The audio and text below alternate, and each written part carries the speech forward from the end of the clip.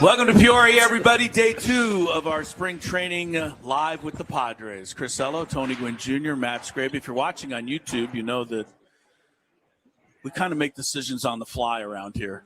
Well, I don't know if anybody can because it's so hot that our cameras are not really working that They're well. melting. It is that hot, I got to say, right now. It's way hotter than yesterday. It was really hot yesterday. It feels the same.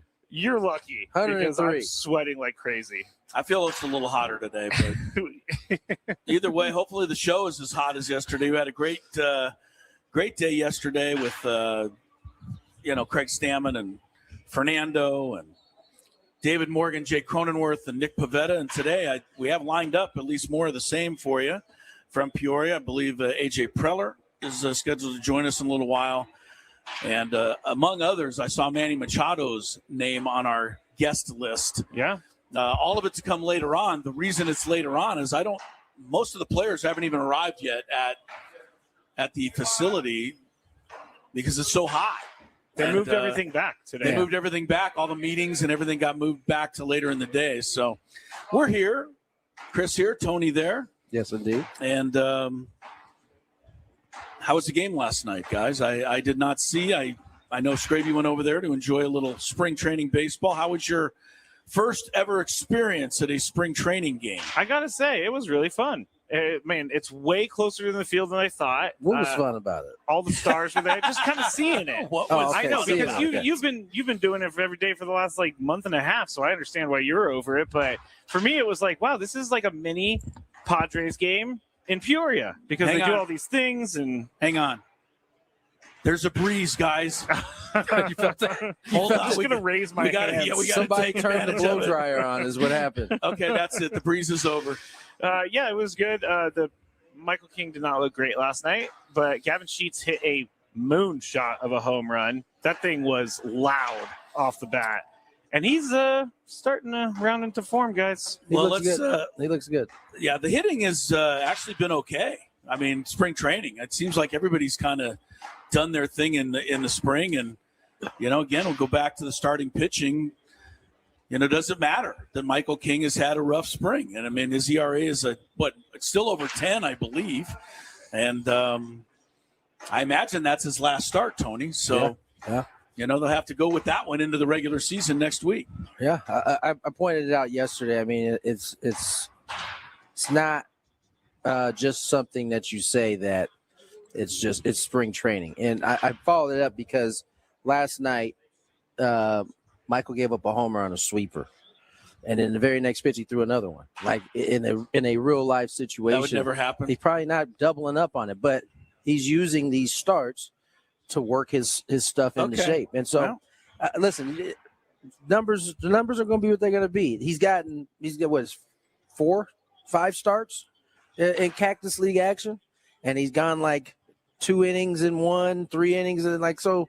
You give up anything at that point, ERA numbers are going to be off the chain. So, listen, I don't put a lot of stock into the numbers. I think the thing you might want to be concerned about is he's given up a lot of homers during spring training. Right. That's something that guys did not take Michael King deep a couple of years ago when he had his fantastic season. No, and I think at the beginning of that year they did. He had that first year. They kind of, or his first year as a Padre, he kind of got hit with the long ball. His second year, he turned it up, came that guy. That last year, he didn't get to pitch a whole lot. But, yeah, I think that ultimately, you want him to kind of avoid that part of it. That's the only part that there was some concern. That's the only thing. Well, he did go 5 innings, right, yesterday. So, I mean, that's a good sign. He's built up. He went 90-something pitches. Right. So he's built up. Yeah, so he's ramping up. So that part's good. And – I can be worried all I want, but the baseball landscape is littered with pitchers who do whatever they do in spring training, and then the bell rings and they start shutting guys down. Right. It happens all the time. So, hopefully that will be the case. Very often. With Michael King. But what do we got, Tony? We got a game tonight. You got Saturday, Sunday, Monday. That's it. And Craig Stammen and the staff and, AJ will be here with us a little later, but going to have to figure out who you're going to break camp with. I know that it's what you said. The opening day is just that. But there does have to be somebody on the opening day roster, so they're going to have to make some calls. There has to be 26 dudes that show up and at least get on the line. So get on the line. So I think that that's going to come. I just this way this camp is kind of played out, the way it seems like, I don't think we're going to get any early decisions. I think it's going to be, last day. You're going to find out. Next Thursday morning, they'll make the final announcement. I think you'll have probably some shape when we leave here, and then there'll be a few more decisions to be made once you get to San Diego, is my guess. I mean, the thing is there's really only 4 position spots that are to be determined, right? We know that they're going to have 13 pitchers. They're going to have 13 position players. We know 9 of the position players, for sure. We also know that Campusano is, for everything we've been told, is the backup catcher. I'm pretty sure that we know that Castellanos has made this team as first base DH. So really, between now and next Thursday, to me anyway, it's, deciding on 2 more guys. And, I think one of them will be an infielder and one of them will be an outfielder. And, I think Bryce Johnson and Ty France might be the leaders, assuming Sungmun Song stays on the injured list, but we'll see. Yeah, we don't have any indication of it. Nope, and they have given no clues as to which way they're thinking, leaning. So it's an exercise that is. I know, Tony, but we love kicking it around, and somebody's going to be able to say I was right or I wasn't right. Yeah, no doubt. Yesterday, of course, Tony asked Craig Stammen in the best way that he could if he knew who he was going to start on opening day at pitcher. He said there's a lot of guys. And Craig Stammen said, we got a lot of guys. We got a lot of guys. So do you think that means that they are truly still talking about it? Or is there a strategy thing? Of course they have an idea. I think he just said that he's not telling us. They don't want to know. They don't want us to know yet for whatever reason. It's all right with me. I'm going to go sneak in there and see if I can get some information. What's the drop dead date on that? Does Major League – I know that your lineups, although Jace Tingler never followed this rule, your lineups are supposed to be in a couple of hours before every game. But how about your starting pitcher?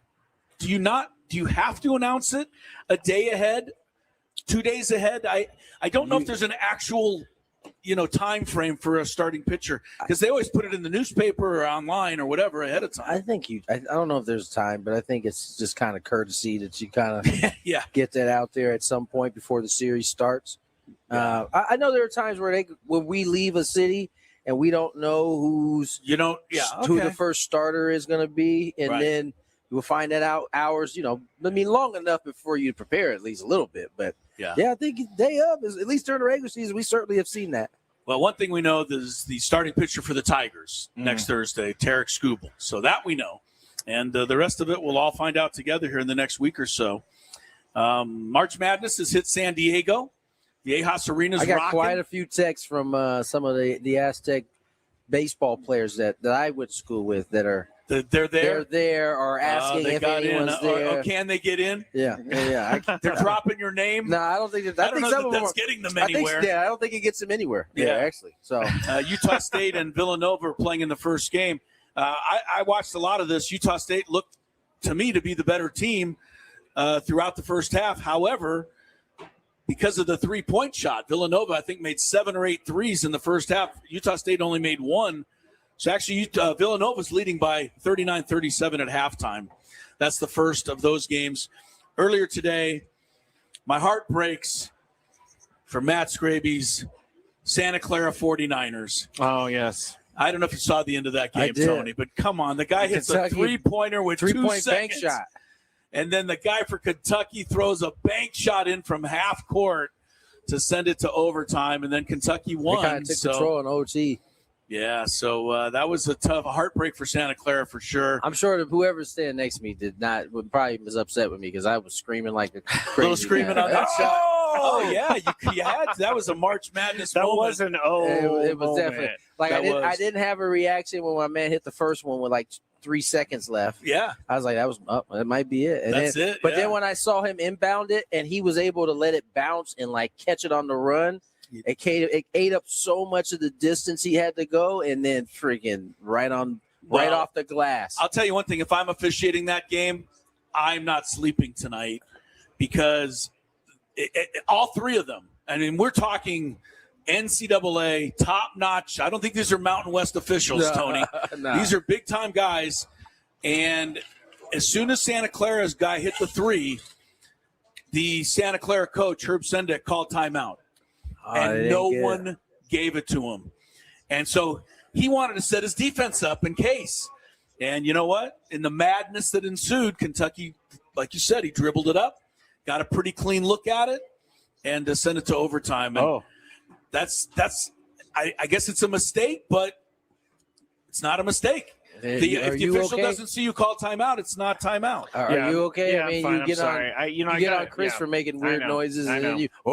Yeah, in the middle of his story. I forgot I was in the radio for a second. Well, he does this all the time. The birthday boy, Braden Soprenet, he said it's the Santa Clara Broncos, Chris. Come on, man. What did I call them? The 49ers. Yes, I did that on purpose. I know. Because it's the Santa Clara 49ers. Your team plays in Santa Clara. Come on, Braden. Even on your birthday, Braden. Even on your birthday. Follow how this show works, Braden. Oh, man. This was a shot at Scraby. That's all that was. Calling them the Santa Clara 49ers. Actually, did you see Braden's shirt that he was wearing today for his birthday? It's actually very funny. It's a frog shirt. Of course it is. And he is saying to everybody. Isn't he a volunteer, though? A volunteer? Yeah. Yeah. I thought he was also a San Diego. He kind of represents like three different places. His brother went to Tennessee. I know. He went to TCU. Sometimes it feels like he went to Tennessee, too. There it is. You're not Here's wrong, his Tony. picture. And he's doing the little wow. TCU. He's doing the TCU thing. Yeah. Horned frog. Yeah. We'll see how that looks after they play Duke tomorrow in the second game. Love you, Braden. Happy birthday, Braden. Yeah, happy Soprenet. birthday, my friend. All right, so we'll keep you up to date on March Madness, and then we'll keep you up to date on Peoria Spring Training Madness. Our guests are going to be coming fast and furious. We'll let you know who and when as Gwynn and Chris get started here on 97.3 The Fan.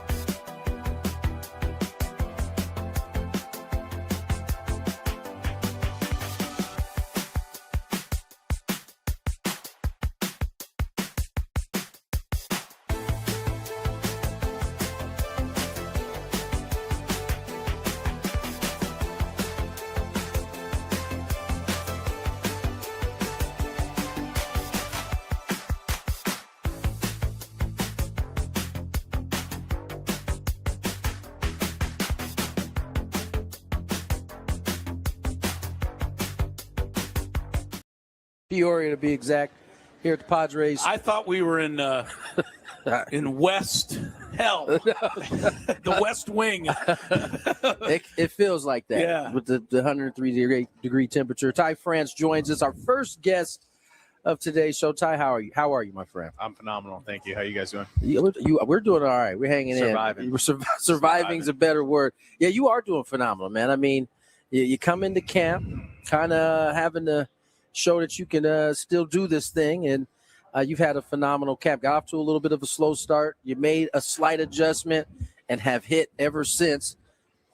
How you feeling? Good. I mean, kind of like you said, it was just trial and error in the beginning. Yeah. Working with these guys, getting back here. There was a couple small adjustments that we made early on, and then it was just timing, and now just kind of hit the ground running. Ty France, who was a Padre, at the beginning of it all, and Yeah. then you left us for a while, and Well, I didn't. It wasn't voluntary. It wasn't like I decided to just leave. I thought you just picked up and drove off. No. Of course, we know you're involved in a trade or two. There you go. Yes, we know. Anyway, you made your little tour of the American League. I was so happy when you signed back here. Talk about your decision to come back here as pick this as the spot to kind of resume your career. Yeah, keep it going. I think obviously being in San Diego to start my career, and kind of touching on it, never really wanted to leave, but yeah, right. Very, very grateful for the Seattle Mariners and their organization, and just my journey since then. But just going through each team in the off season and kind of seeing needs and fits, and there was a great opportunity here, and for not only me but my family, being close to home. There was a lot that went into it, so very fortunate that it all worked out and we were able to get something done.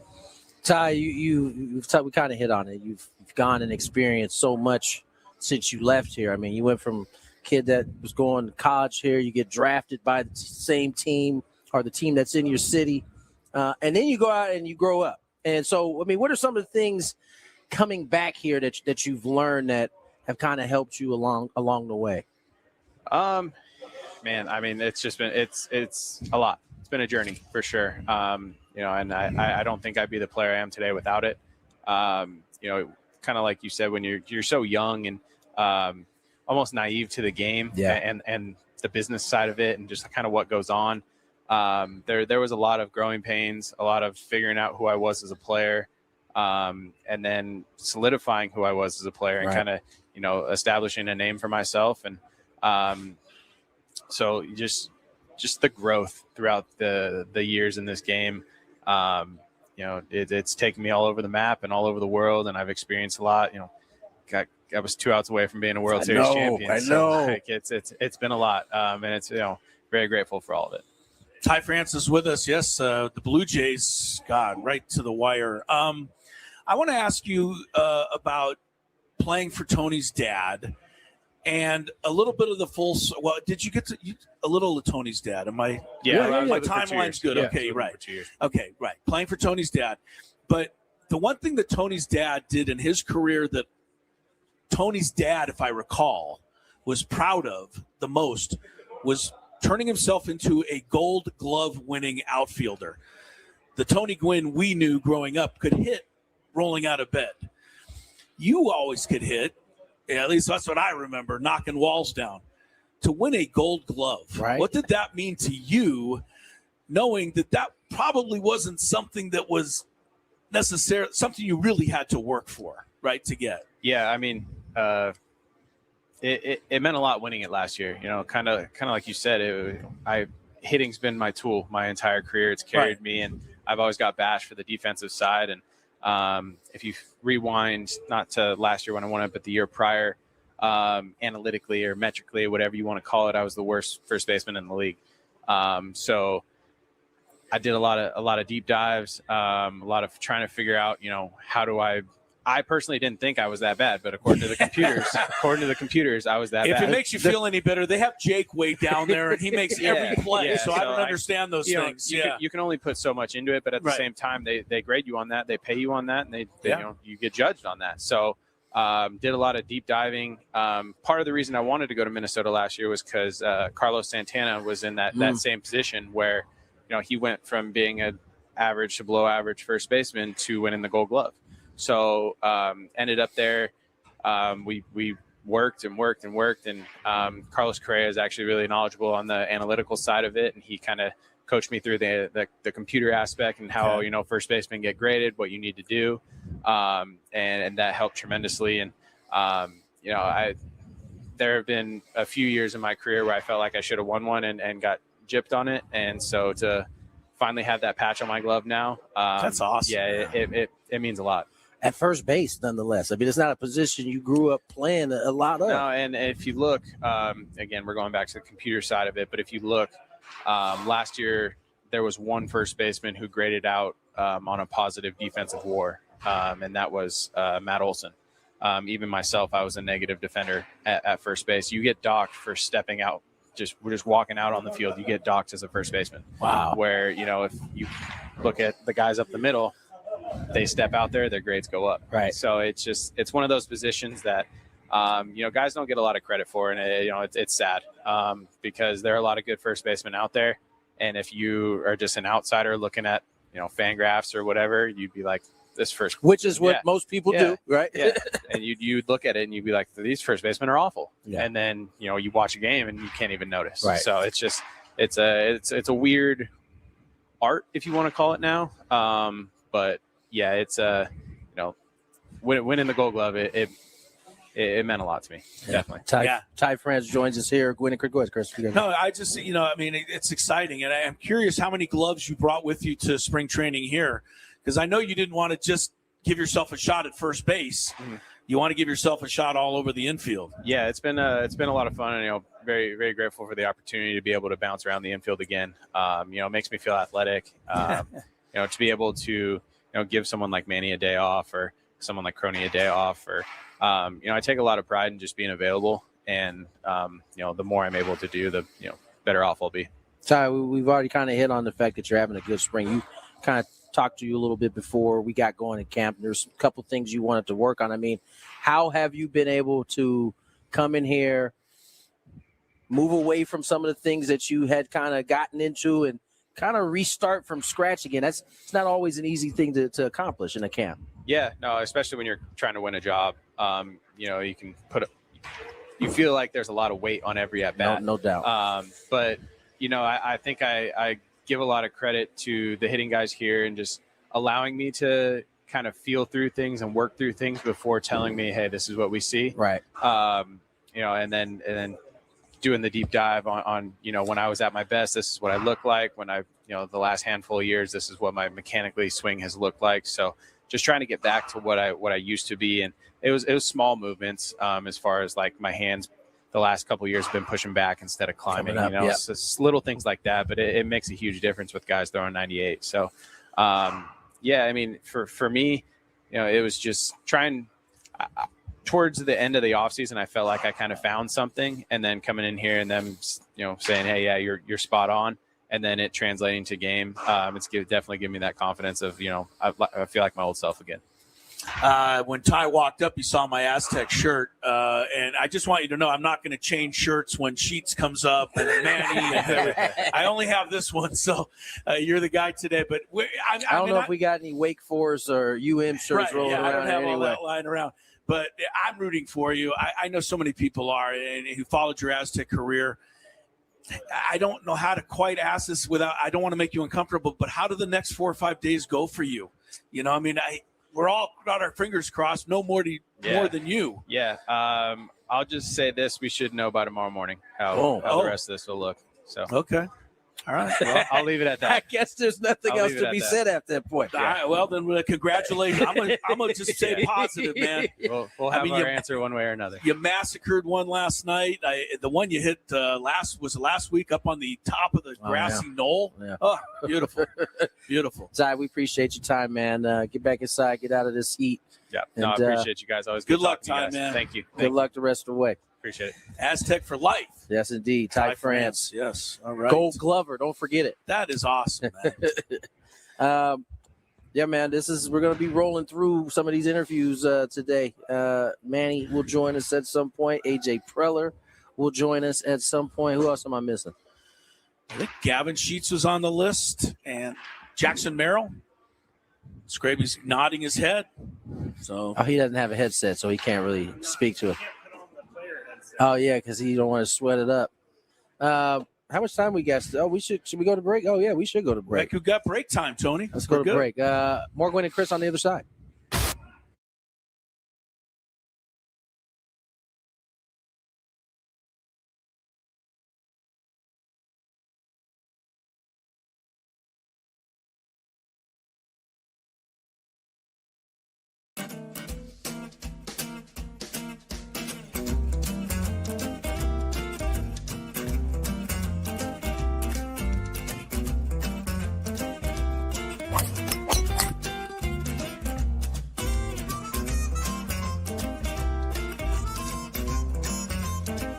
These things. It even tells you, hey, there's a canyon over here. Don't hit it here. Scraby from about 45 feet. His caddy tells him to play it a little to the right. He's been playing well so far today. Fourth hole. Nice smooth delivery. Hit it too hard.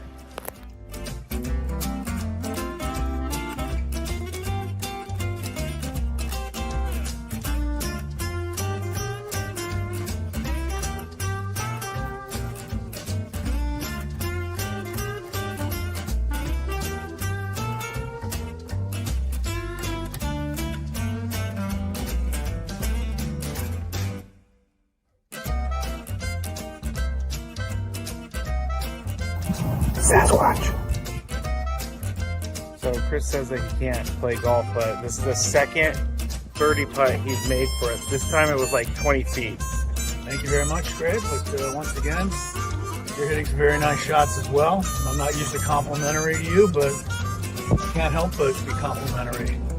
Your shot making today. With my what? Your shot making. You hit some.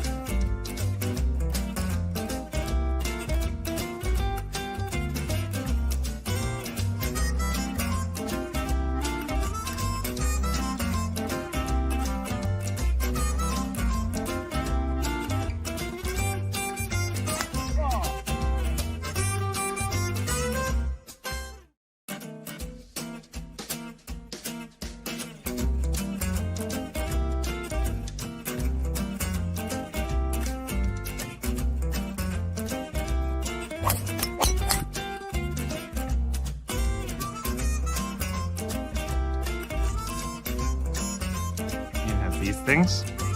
It even tells you, hey, there's a canyon over here. Don't hit it here.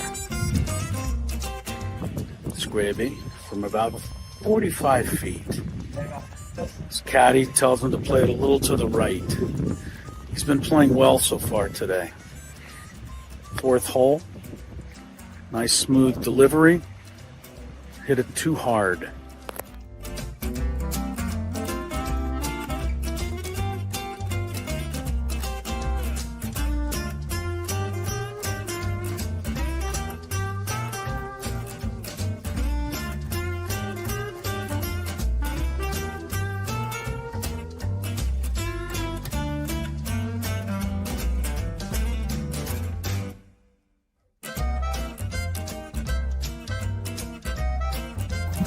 Sasquatch. So Chris says that he can't play golf, but this is the second birdie putt he's made for us. This time it was like 20 feet. 2:32 had to come out to break a little quicker, a little Omaha here as we sit with our next two guests, Jackson Merrill, Gavin Sheets, join us here. Both of the gentlemen want to do it together, so we don't typically put two guys like this because we like to use the minutes for our show, but that's all right. How you guys doing today? Doing great. How about you?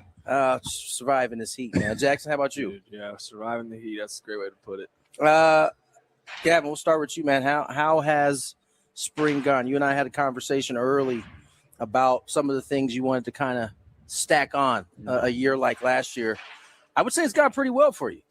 Yeah, it's one of the first camps where I've had to come in and not have to going right out of the chutes and worry about results as much, and can really work on the process and really hone on some things and extra work and do things in the cage and really hone in on that without having to worry about results as much. And starting to see it all click at the right time right now as we're heading into opening day. Jackson, you're coming off a year in which I know for yourself, you didn't get to play as much as you would like. You had to deal with a few injuries. Despite that, you still finished with a pretty good season as you come in for this year. What's been the focus for you in terms of getting yourself ready? Yeah, just staying focused and staying intentional in my work and kind of not straying away from what I know best and what I know how to do. So, keeping that same focus all year and then also keeping my body right as much as possible. I think that's so important. Now, you two seem to have a very intriguing relationship here. We see you with the shirt from Gavin smashing into that wall. I feel like you're the only one I still see wearing that shirt. It was a shirt that was pretty popular when it happened last year. You have carried it over. The creator of the shirt. Is Jackson the creator? You created that shirt. Yeah. I've heard rumors that when we get to San Diego, there's like 30 waiting on everybody's chair. So that'll be better because there ain't none here. Oh, okay. So this is gonna be a thing again. He's saving up. No, I've already heard the inside scoop, so it's unbelievable. Gavin, for you, man, we talked a little bit about the year you had last season. I mean, you come in having to make the team. This year, it feels a little bit different. You tell me, is camp this year been a little bit different experience for you? Yeah, it's definitely been different. But I think that you always got to keep that same chip on your shoulder. You always find the next chip, what keeps you going. And, I think that, a lot of that, the way I came in last year is what helped me have a really good year. And, I got guys like Jackson and Manning, these guys around me that, you kind of surround yourself with guys that are all trying to be great. And, but yeah, I think it's, while the situation's a little more comfortable in terms of my role on the team and everything, but, in terms of wanting to stack on from last year, and, I think what makes great players what they are is the consistency. Anybody can do it for 1 year. So, I think for Jackson and I that, it's about adding on every year, building off of what you've done. And that's what, makes Manny and Todd and these guys and Bogey, like, that are 10 years in their career, 6, 7 years in their career, it's consistency. Yeah. And so, for me, it's how can I build off of what I did last year? How can I do the same thing and then build off of that and have an even better year? Jackson, I often the focus with you is on offense, but one of the things that I appreciated about you last year was I thought your defense improved so much from year one to year two. I watch you out here now. It's like you're getting crispier on your routes. First step. How much work has gone into that part of your game? As I said, we often focus on your offense, but you changed positions just 2 years ago, and you seem to be working yourself pretty well in center field. Yeah, I think the more reps under my feet, that's what's helped me the most. The more games I've played, at BP live shagging sometimes it helps a lot, but ultimately it's how many reps you can get in the game. How many times you can hit that fly ball or that tough play. That kind of helps me progress more in what I can do in the outfield, and then also I kind of just have fun with it. I'm used to having Toddy out there, but as we know, like left field's kind of been interchangeable the last couple of years, so we got this guy coming out there sometimes. Let's be real, he made great strides. He was comfortable with who was left. That's what it was. He knew anything to his right. He was caught out there. He's diving for balls and everything. But no, I think that's a fun part of it is playing with different guys out there all the time. Coming back to you on this, you've kind of bounced around a little bit in spring training. Obviously, for you just want to be in the lineup and rake. But do you have a strength? Is there a spot that you feel most comfortable at? I mean, anywhere for me. I've always played kind of 2-hole my entire life. That's kind of been my comfy spot. But in retrospect, I've hit everywhere in the lineup the last 2 years. So I'm ready for wherever they put me. I'm ready to go. And I know what I got to do in that spot. Sure. A lot of the focus when it comes to the Padres is the division and the Dodgers and the teams that are in it. And it's hard to explain to people, like, when the offseason comes and moves are made, the mindset of a player, right? I think from a fan standpoint, they see the moves, they're like, man, we can't keep up with that. But for you guys, when those moves happen, explain how you guys view that type of deal. You know what I'm saying? Personally, I love it. I think from just a baseball standpoint, that's what you want every team to go out and get and try to get better every year, try to win. And for us, obviously, with them being a rival, it's you just get ready to go. It's exciting. You know that you know what you're up against, and I love the way we match up with them, and I love the way that both sides are kind of going after it. And I think that's how you get the best brand of baseball. Right. Every team trying to win, every team trying to get better. No matter if you win the World Series or not, everybody's trying to get better. And you just look around the league, and you either try to get better or you're going to get lapped. Jackson? Yeah, no, I'm all for it. I'm all for everything they're doing over there. I think it makes our job harder, and I think we play better when the job's harder. So, I'm not saying we got to focus on them at all. I actually hate that. I don't want to focus on them at all. But at the same time, when you see all these teams getting better out there, you go in there with more hunger and more fierce attitude. You can just go in there and compete. Jackson, for you, what's one of the things that you want to try to improve on from an offensive standpoint this year going into 2026? Yeah, I think Gavin said it best, is being consistent. That consistency button is huge. But also on the base pass, being a little more aggressive, stealing more bags. Knowing an extra 90 could help you score an extra run to win a game. So, it's the little things that go a lot farther. Did last year having the hamstring kind of slow that process down? Where you're a little gun shy after getting that injury? Yeah, I think I was more worrisome to stay on the field. Yeah. Kind of use my ability at the plate to help the team and play good defense. But definitely in my opinion, definitely got a little scarce, and I don't want that to happen this year. I want to stay aggressive and stay hungry all the time. Gentlemen, I don't know if I got anything else for you guys. That's it. That's all you got. Kind of You got us right here. That's all you got.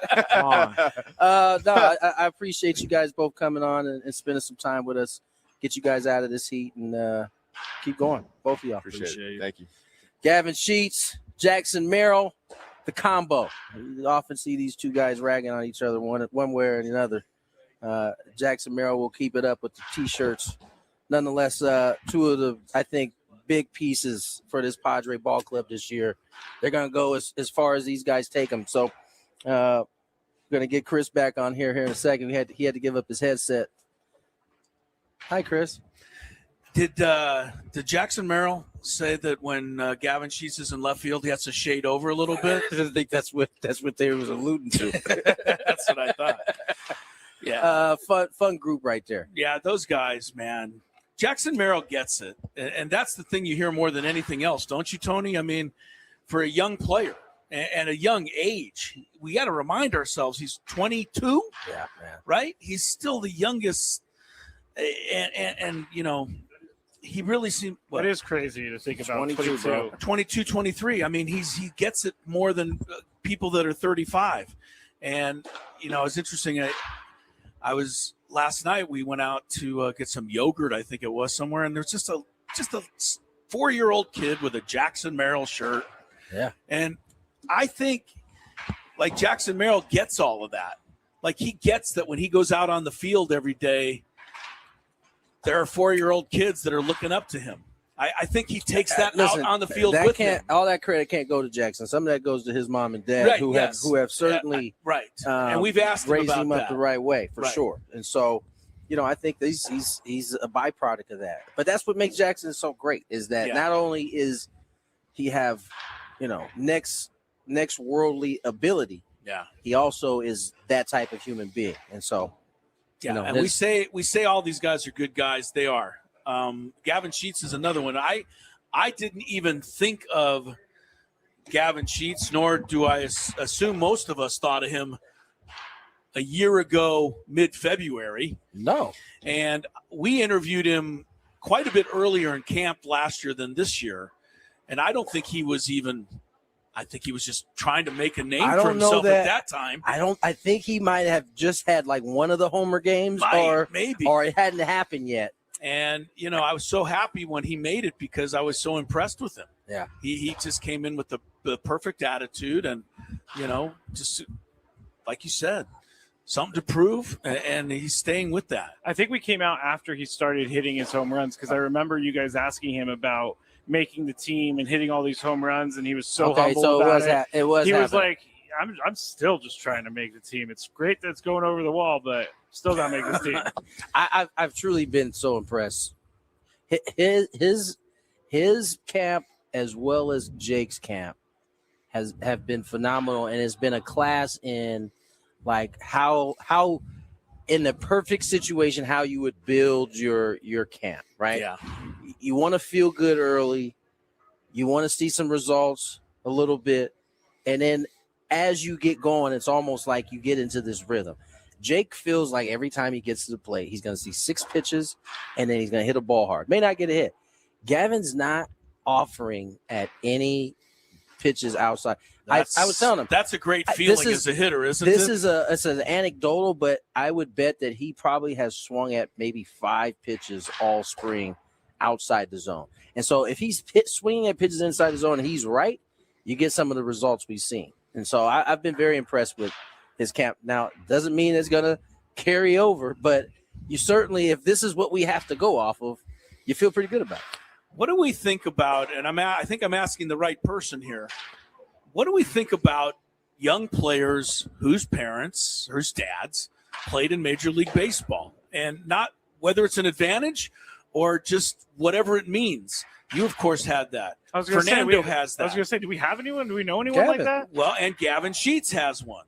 Gavin Sheets' dad, Larry Sheets, played in the big leagues. I think that it matters. Let me say this. It can only help. Right. As a kid that got to grow up in the clubhouse, you just knew how high the expectations were, what was okay, what was not okay. Yeah. Right? You knew how to be I knew when to be seen, not heard. I knew that was the motto. Be seen, not heard, especially early on. And so I think it certainly helps. I think it was obvious to me watching, and now we think, looking back on it, watching Gavin go through it last year, it was when he sat in front of us, it was so obvious to me. It's like, oh yeah, this guy, he's been around big leagues for a while. Like, he understands it, he gets it, and I think it can only be of help. Yeah, not everybody's going to be fortunate to have that, though. Yeah, and not everybody's fortunate enough, again, to have Jackson's upbringing, because his parents deserve so much credit. I just remember when I might have been opening day or at least second game when they did one of those between during the game live interviews in the stands, and they had Jackson's dad on. Of course, I was like, all right, already, can we get back to the game?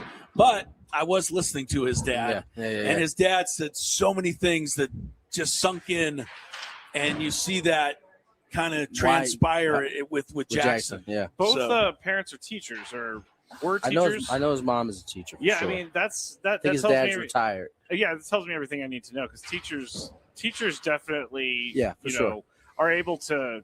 I don't know. My mom was a teacher, and she taught me all the manners and everything like that. So you could see it in Jackson. Wait. Your mom was a teacher? She still is. Yeah, she's been a teacher for 35 years.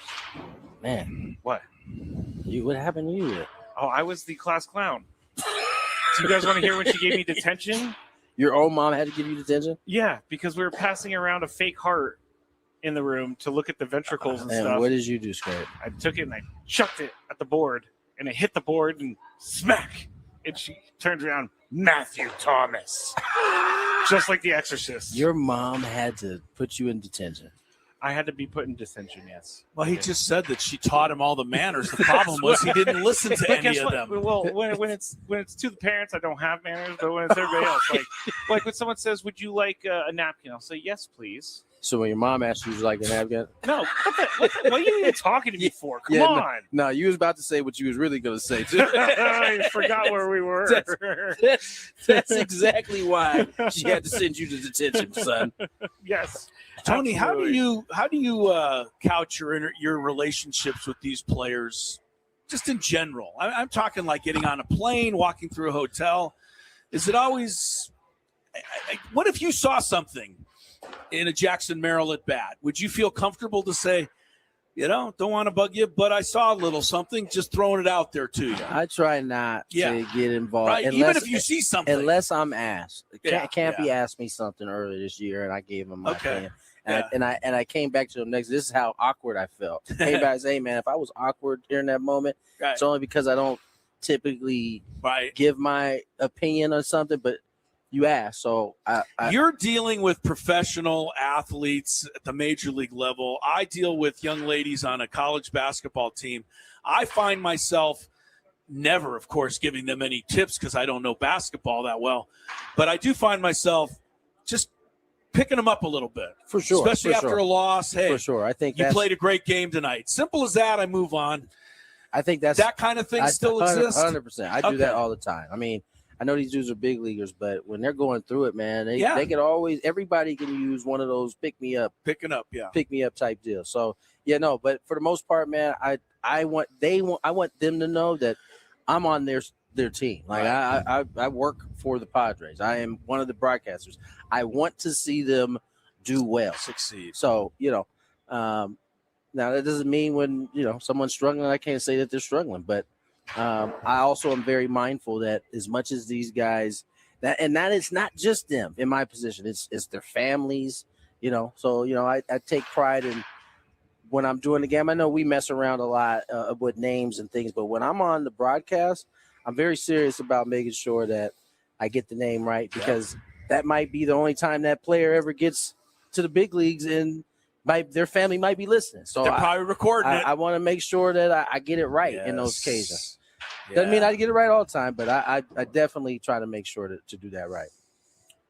I do the same thing. I mean, because when the teams come to play the Aztec women, the games are on the internet, but they don't have normally a home broadcast going back. So I know their parents are watching my broadcast. So I try to. That was such a bad play. Yeah. Oh my God. My goodness. Can you believe what are that? you even doing playing college basketball? I wonder what her mom's thinking right now if she's watching that. I have something that we have not talked about in a little bit, but the Padres, Forbes has published the list of baseball franchise valuations. And the Padres last year, they were ranked 17th out of 30. Yeah. Now they're ranked 10th out of the 30. So they're in the top 10. Be ranked higher than that when these bad boys sell. They are now they're valuing the franchise at $3.1 billion, which I have been reading that it's going to be like a $3.5 to $4 billion. I've read that too. Boy, oh boy, doesn't that throw a monkey wrench in the whole owners? We don't have any money thing. If the Padres, that's a great point. The team that has I didn't even think one of the we've been making this point for a while. I know, but yeah, you're right. If they have one of the worst TV markets and they sell for $3.5 billion, how much did the Mets sign for? Around there, I thought. Like it was less. Let me look. It was 2.5. I mean, I don't know how that was the last franchise that sold, right? Was it the Mets? I believe it was the Mets. Let me look. Mets sale. And tell me how much that went for.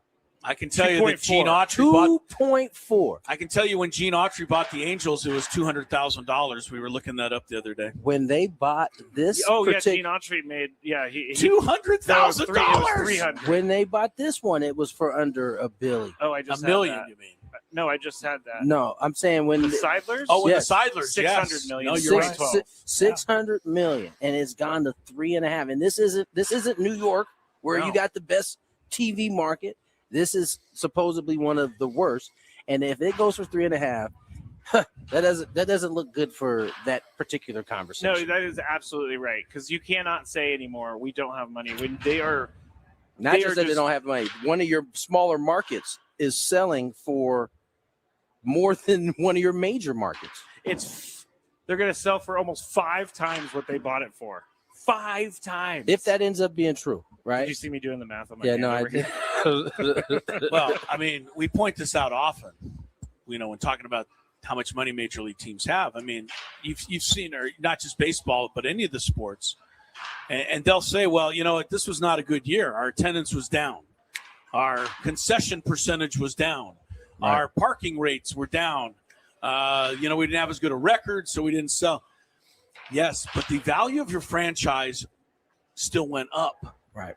And that is – and one of the things that is why I don't – it gets me so mad even when I see other teams don't spend money because they have it. One of the things that Trevor May was making a point of in that kind of thing was that – it was about the Athletic article quizzing fans or polling fans. No, not even that one. The one before that, when he was talking about how the owners want to raise their values, right? Gotcha, yeah. If they haven't even – which is one of the reasons why they say they want to get a salary cap. But if your values are going up like that at 3.5 without one, it kind of shoots a hole in that whole argument when it's all said and done. Dominic on the chat says, so putting an exciting product on the field and creating a kick-ass ballpark experience equals increased value. Who would have, Dominic, who would have thought, man? No one. That is crazy. Some of the most Crazy rich people in the talk. world can't even figure that one out. Unbelievable. I I am wonder not. I've never studied business, but I've always gone. I think the most successful business people are the ones who go by the motto: "It doesn't matter what it costs. I only care what it makes." Yeah. And Or that you to got to me, spend money to make money. if you spend or that same statement, Right. but Yeah. it means the same thing. Yeah. If you put something out there that's fantastic, it's going to be worth way more money. Yeah. And that's, I think, with the Seidlers and, everybody's done that. So All right, let's we got to roll the break. Yes, we do. In just 1 second. Just waiting for that to kick in. I have an update. We There it is. AJ Preller, 5 p.m. They say. Yeah, AJ might be without me on 5. That's Okay. a late one. They have a split squad today, right? Yes. So half the team is going to play the Dodgers, and half the team is staying here. My guess is that the big dogs is going to stay. I wanted to ask right on the other on side. here at I'm going to home. ask Tony whether or not the big dogs always get to stay home. Tony stays at home. So he's a big dog. More Gwynn and Chris on the other side.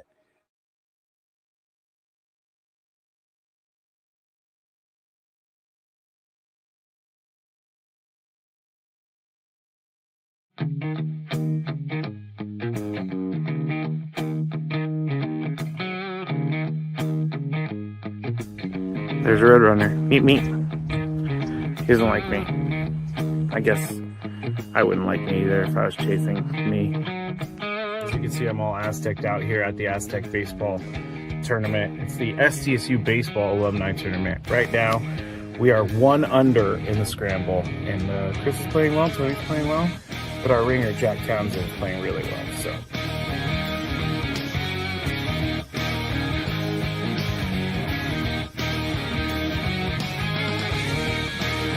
So Chris says that he can't play golf, but this is the second birdie putt he's made for us. This time it was like 20 feet. Thank you very much, Greg. But once again, you're hitting some very nice shots as well. I'm not usually complimentary to you, but I can't help but be complimentary. Your shot making today. With my what?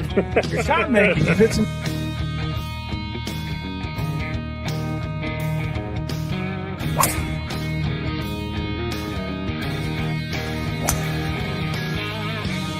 So we are league 10 now, and it's getting really windy. It's actually kind of cold. I'm not gonna lie, I know we're in San Diego, but we're 3 under as a group. We just got off a birdie, and I just hit my defense.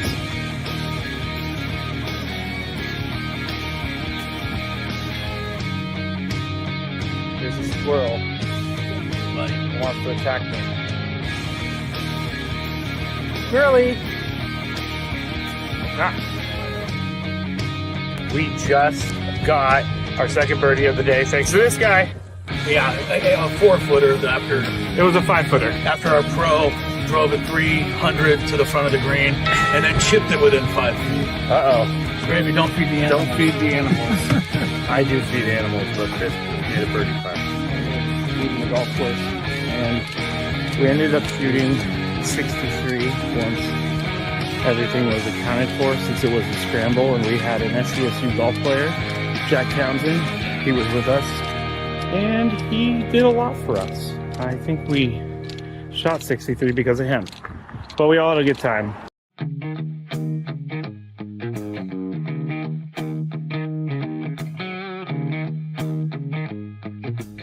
There's a Roadrunner. Meet me. He doesn't like me.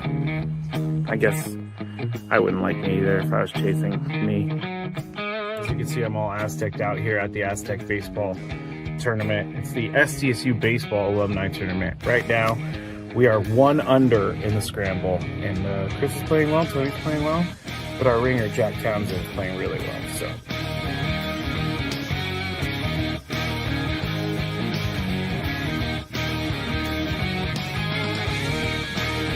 So Chris says that he can't play golf, but this is the second birdie putt he's made for us. This time it was like 20 feet.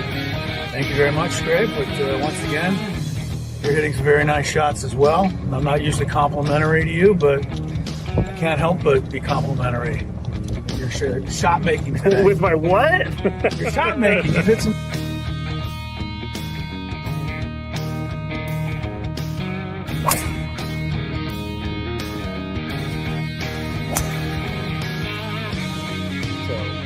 We are leaving them now, and it's getting really windy. It's actually kind of cold. I'm not gonna lie, I know we're in San Diego, but we're 3 under as a group. We just got off of birdie, and I just hit my defense.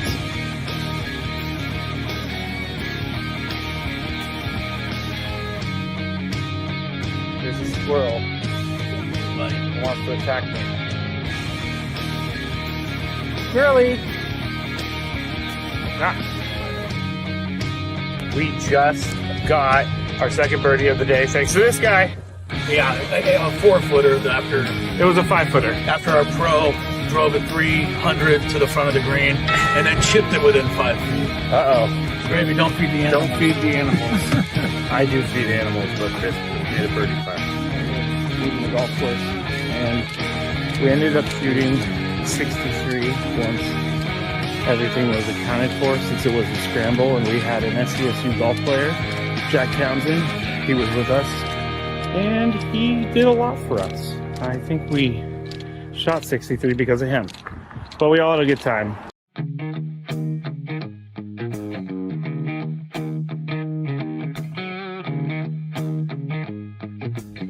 There's a Roadrunner. Meet me. He doesn't like me. I guess I wouldn't like me either if I was chasing me. As you can see, I'm all Aztec'd out here at the Aztec Baseball Tournament. It's the SDSU Baseball Alumni Tournament. Right now, we are 1 under in the scramble. And Chris is playing well, Tony's playing well. But our ringer, Jack Townsend, is playing really well.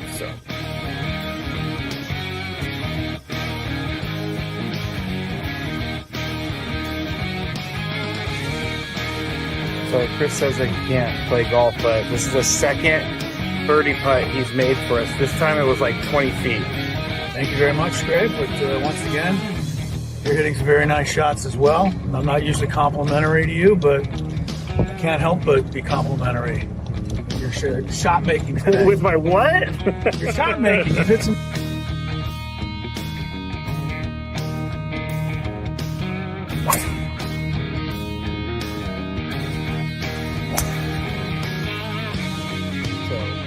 We are leaving them now, and it's getting really windy. It's actually kind of cold. I'm not gonna lie, I know we're in San Diego, but we're 3 under as a group. We just got off of birdie, and I just hit my defense.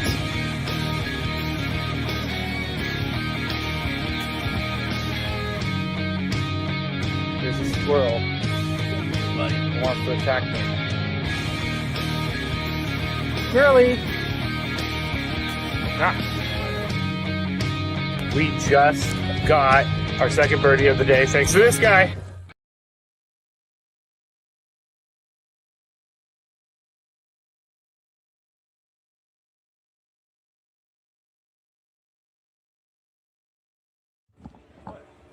That's hot air blowing?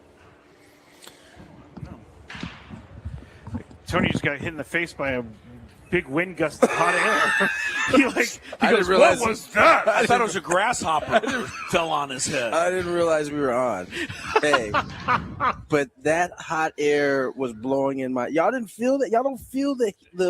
How could you feel hot air on top of how hot it is? Because the breeze is just blowing. You might have a tunnel through to you because no one's blocking you. I promise you, I feel. The breeze is not. The breezes go this way. I digress.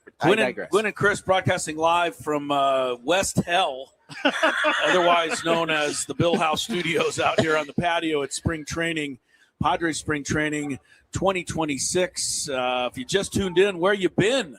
Ty France joined us. Jackson Merrill joined us. Gavin Sheets joined us.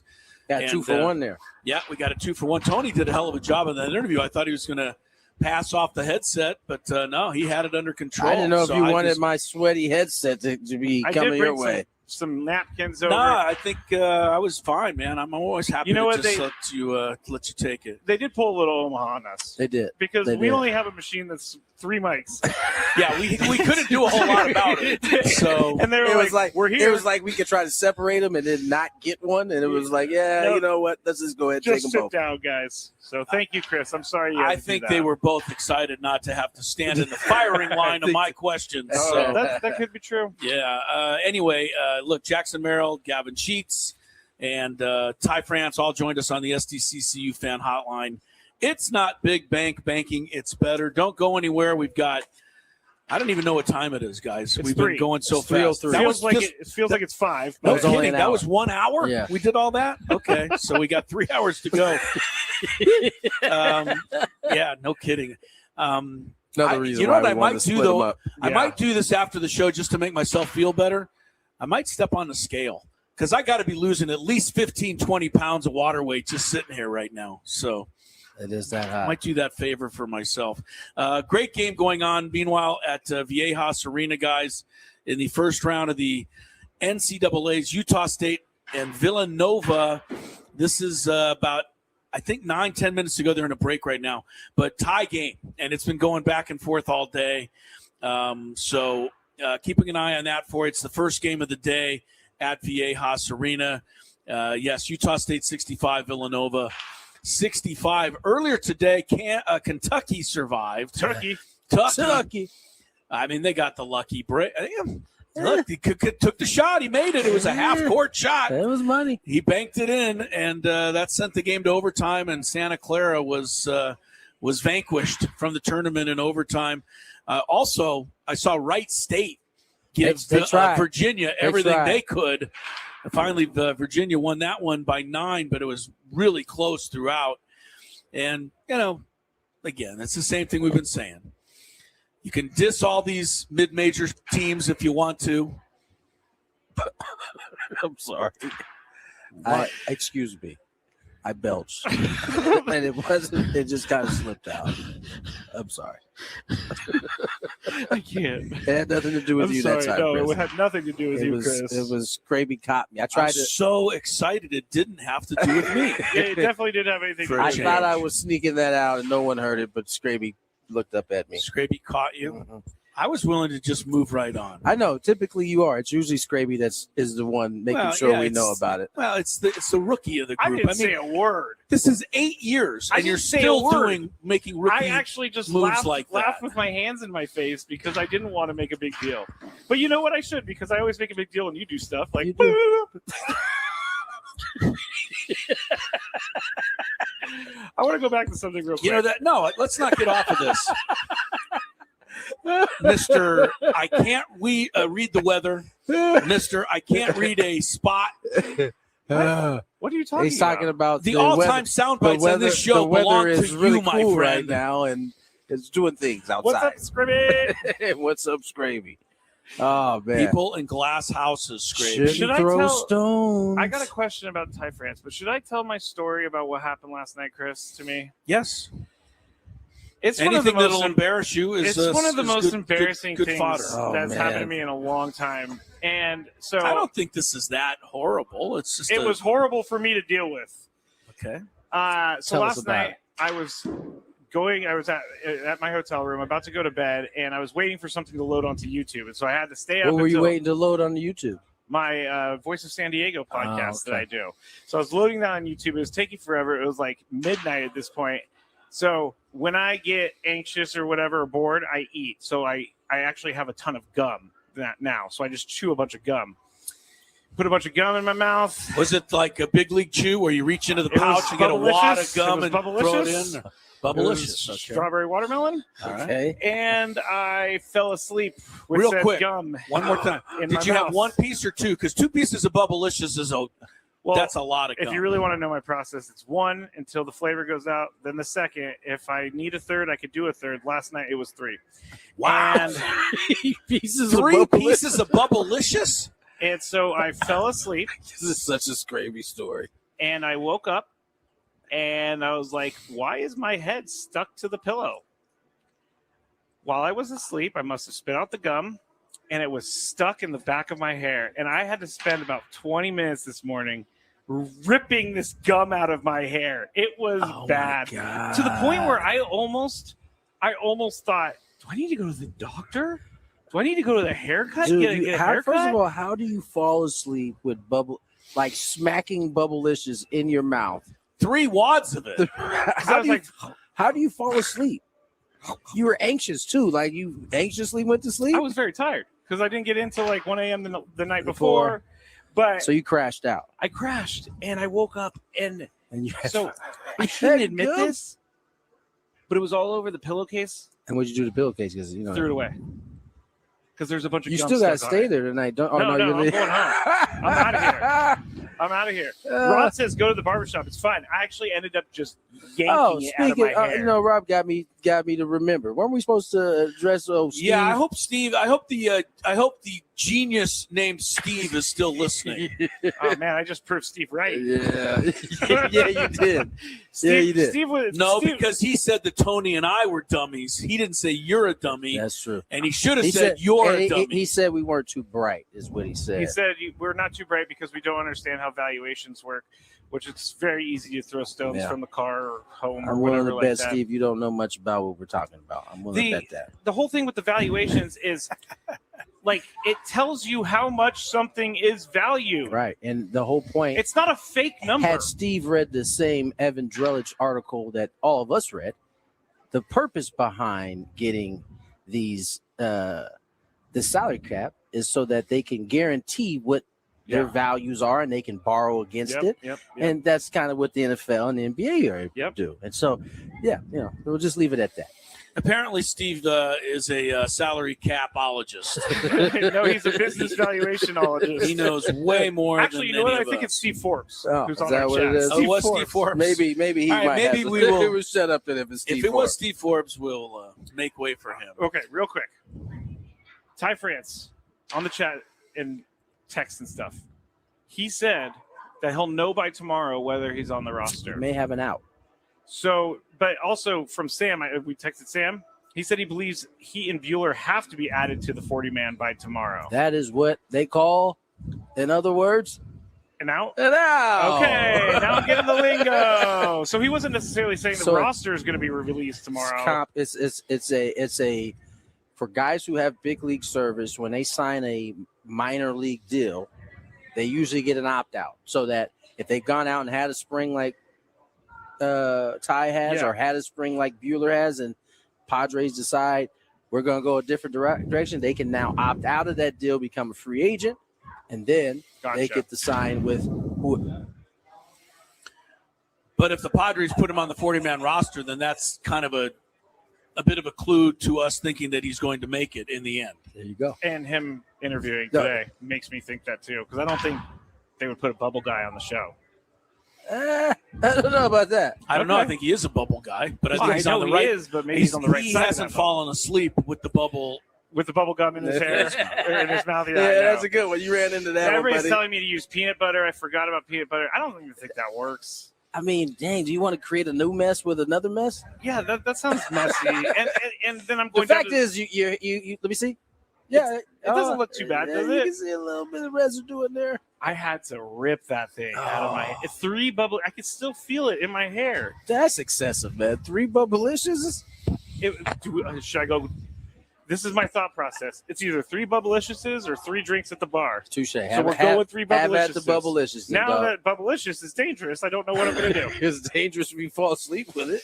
It's pretty bad, Chris. Not meant to do that. I certainly don't want you to go back to the 3 drinks in the bar, but the Bubblicious 3 pieces, you got to work on that. It's excessive. It really is. You can stop at 2. I could. You know what? You know what, guys? I'm going to stop at 2 now because of this incident. And that means given your track record, I hope it's that easy. Everybody, remember The Office? Someone got gum stuck in their hair and they had to use peanut butter. Or I heard mayonnaise too. I don't know if it's just one of those things where people are like, "Hey, put this in your hair." It helps gum come I think out. that might be where they're at with you, buddy. Might have to check on that.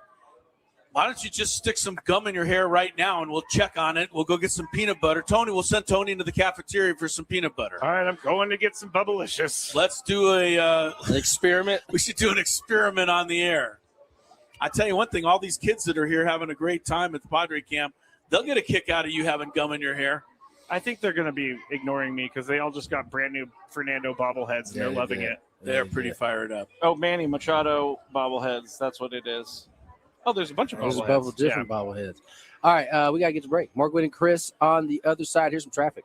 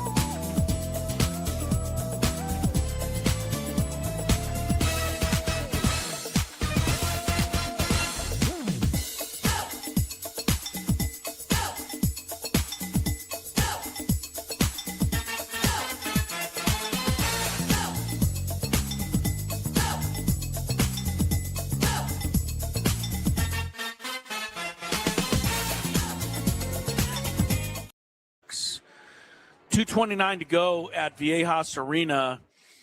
Utah State has forged a 5-point lead over Villanova. I don't know. What is Utah State even doing in the tournament? They shouldn't have allowed any mid-majors in, should they? No, they shouldn't have. Yeah. Utah State, aren't they? They're coming with us, aren't they? They're coming to the pack. Yes. Okay. They are. I can root for them. So are the Zags. They were talking about it last night. Zags disappointed me last night. Why? They won the They game. didn't cover. Oh, okay. That's why. Good teams win, great teams cover. They were Tony talking knows. about how it might be an awakening for Gonzaga next year because they're now in a conference that's actually got some basketball teams. The West Coast Conference, they got St. Mary's, St. Santa Mary's. Clara, Yeah, but that's about it. If we're gonna keep it a buck. San Diego State, Yep. Gonzaga, Yep. Utah State. Oregon State. No, Boise State will probably be next. Oregon State and Washington State were terrible this year. I think Gonzaga might have got went to a little bit tougher conference because they do have San Diego State, they do have a Utah State, Boise State, but it's not like the rest of the whole conference is as a whole is going to be so much stronger. That's true. I think you're right, but Mark Ziegler, as he points out, Gonzaga has no football team, right? So whatever money they get, pours right into Mark Few's office. See, that's another. So right. it's a huge advantage that really can't be overcome. I mean, you just have to play against. He is the big boy. He is the big boy on the campus. Yeah, you just have to play against that advantage, and we'll see. We'll see how it goes. But the Mountain West getting one bid and Utah State, being a 9 seed, being afforded no respect at all. I hope the mid-majors wreck shop this year. I mean, it's nice to see Utah State's up, right? Utah State's up by 7 now with 2 minutes to go. We had St. Louis. Sorry, Adam. St. Louis beat Georgia last night. I never even talked by just 45 They didn't points. just beat them. Oh, man. They that was smacked tough. them. And you know what they would say? Well, what if St. Louis was in the SEC? Could they compete? Well, apparently they could. Yeah, they blew out What if one of Santa y'all Clara teams. was in the SEC? Could they compete? Apparently they could. They should have beaten Kentucky. Coulda, woulda. But if you saw the game, they were every bit as good. Yeah. So, this whole notion I know that burns Adam that they got. Well, that's He was too excited bad. last night because they haven't won a tournament game since, I believe, 1996. And they still haven't. Dang. That's still true. They could. So, what's funny is they had a player like Ant-Man on their team. They did. And I don't remember. I don't even know if he made the NCAA tournament. Wow. With Ant-Man. It's kind of like, who was it last year? Was it Rutgers? Rutgers had the 2 of the top 4 draft picks in the NBA, and yet they didn't make the NCAA tournament. They were like last 4 out. Like, what was that coach doing last year? I don't know. 2 of the top 4 players in the draft. Probably coaching Wisconsin now, so. Yeah, well.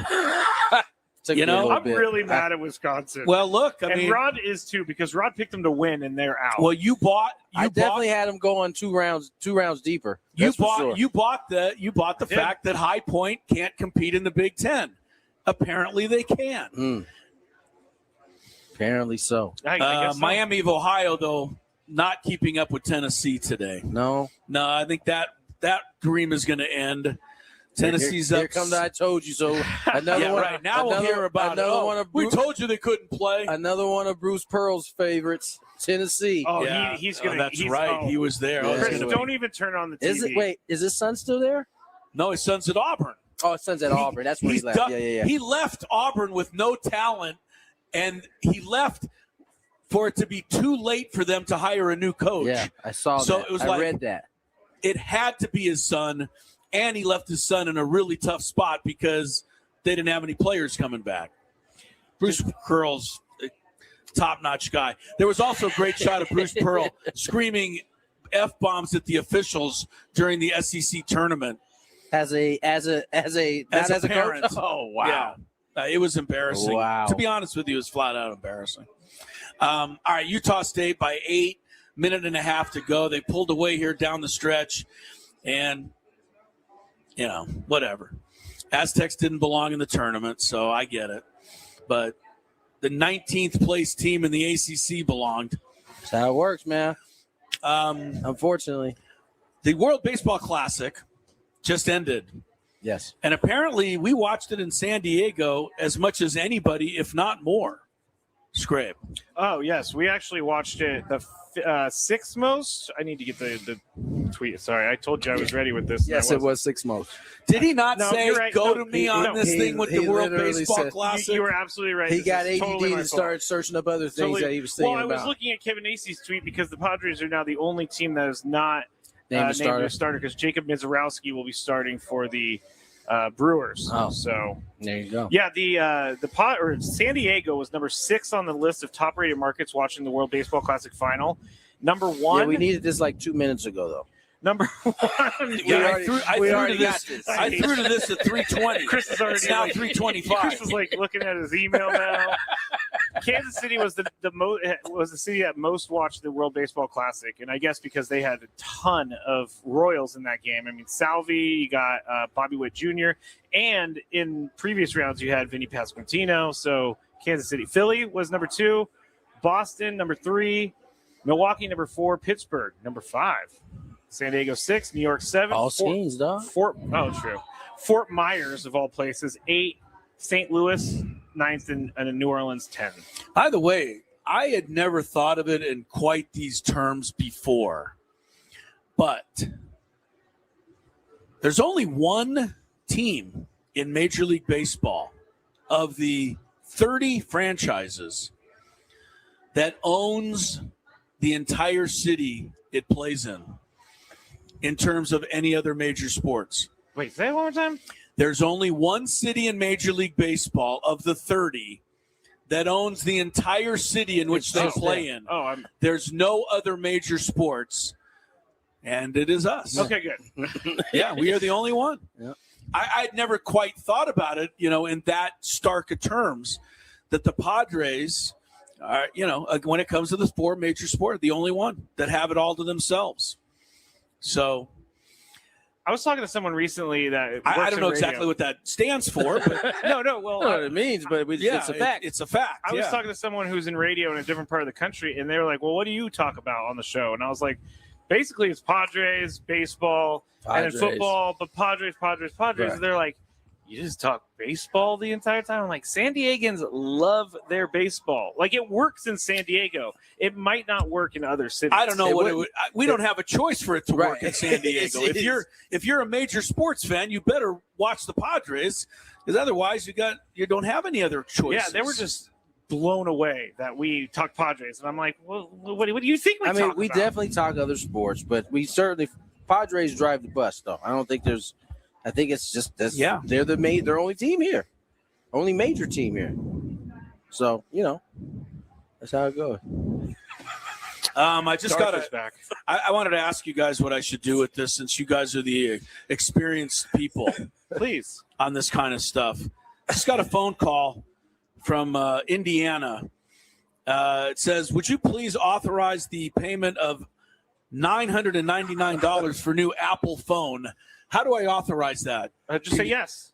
Just say yes? Yeah. Okay, thank you. Please don't say yes. Please Please don't say yes. Don't say yes. Can you believe I just get this stuff in the middle? I guess everybody gets it. It's called phishing. Yeah, guess what, Chris? They make 1,000 of those calls. If one person gives them their number, that's all they care about. I know. It works. They wouldn't do it if it didn't work. My cousin's girlfriend one time signed up for a credit card for a cruise line, and she goes, they gave me a round-trip cruise. And he was like, no, they didn't. And she ended up losing like $2,000. She got scammed. But Man, I'm sorry to tell her that was really dumb. it is dumb, but you don't know no better. You want to believe that there's something no out one there just like calls you and says, hey, do you want to sign up for a credit card with our cruise line and we'll give you a $4,000 trip? That doesn't happen. that. Maybe in one lifetime it did. Maybe. I don't know. I'm still trying to figure out how to accept this payment. Do not accept the payment. What? Don't accept the I payment. thought you said hit yes.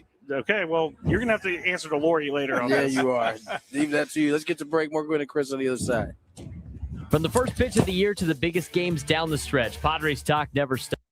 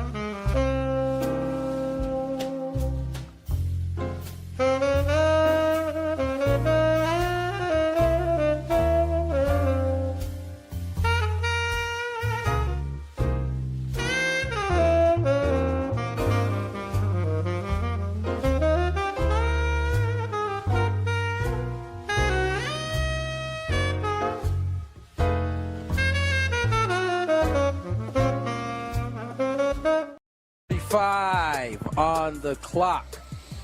Tony Gwynn Jr., Chris Ello, Matthew Scraby,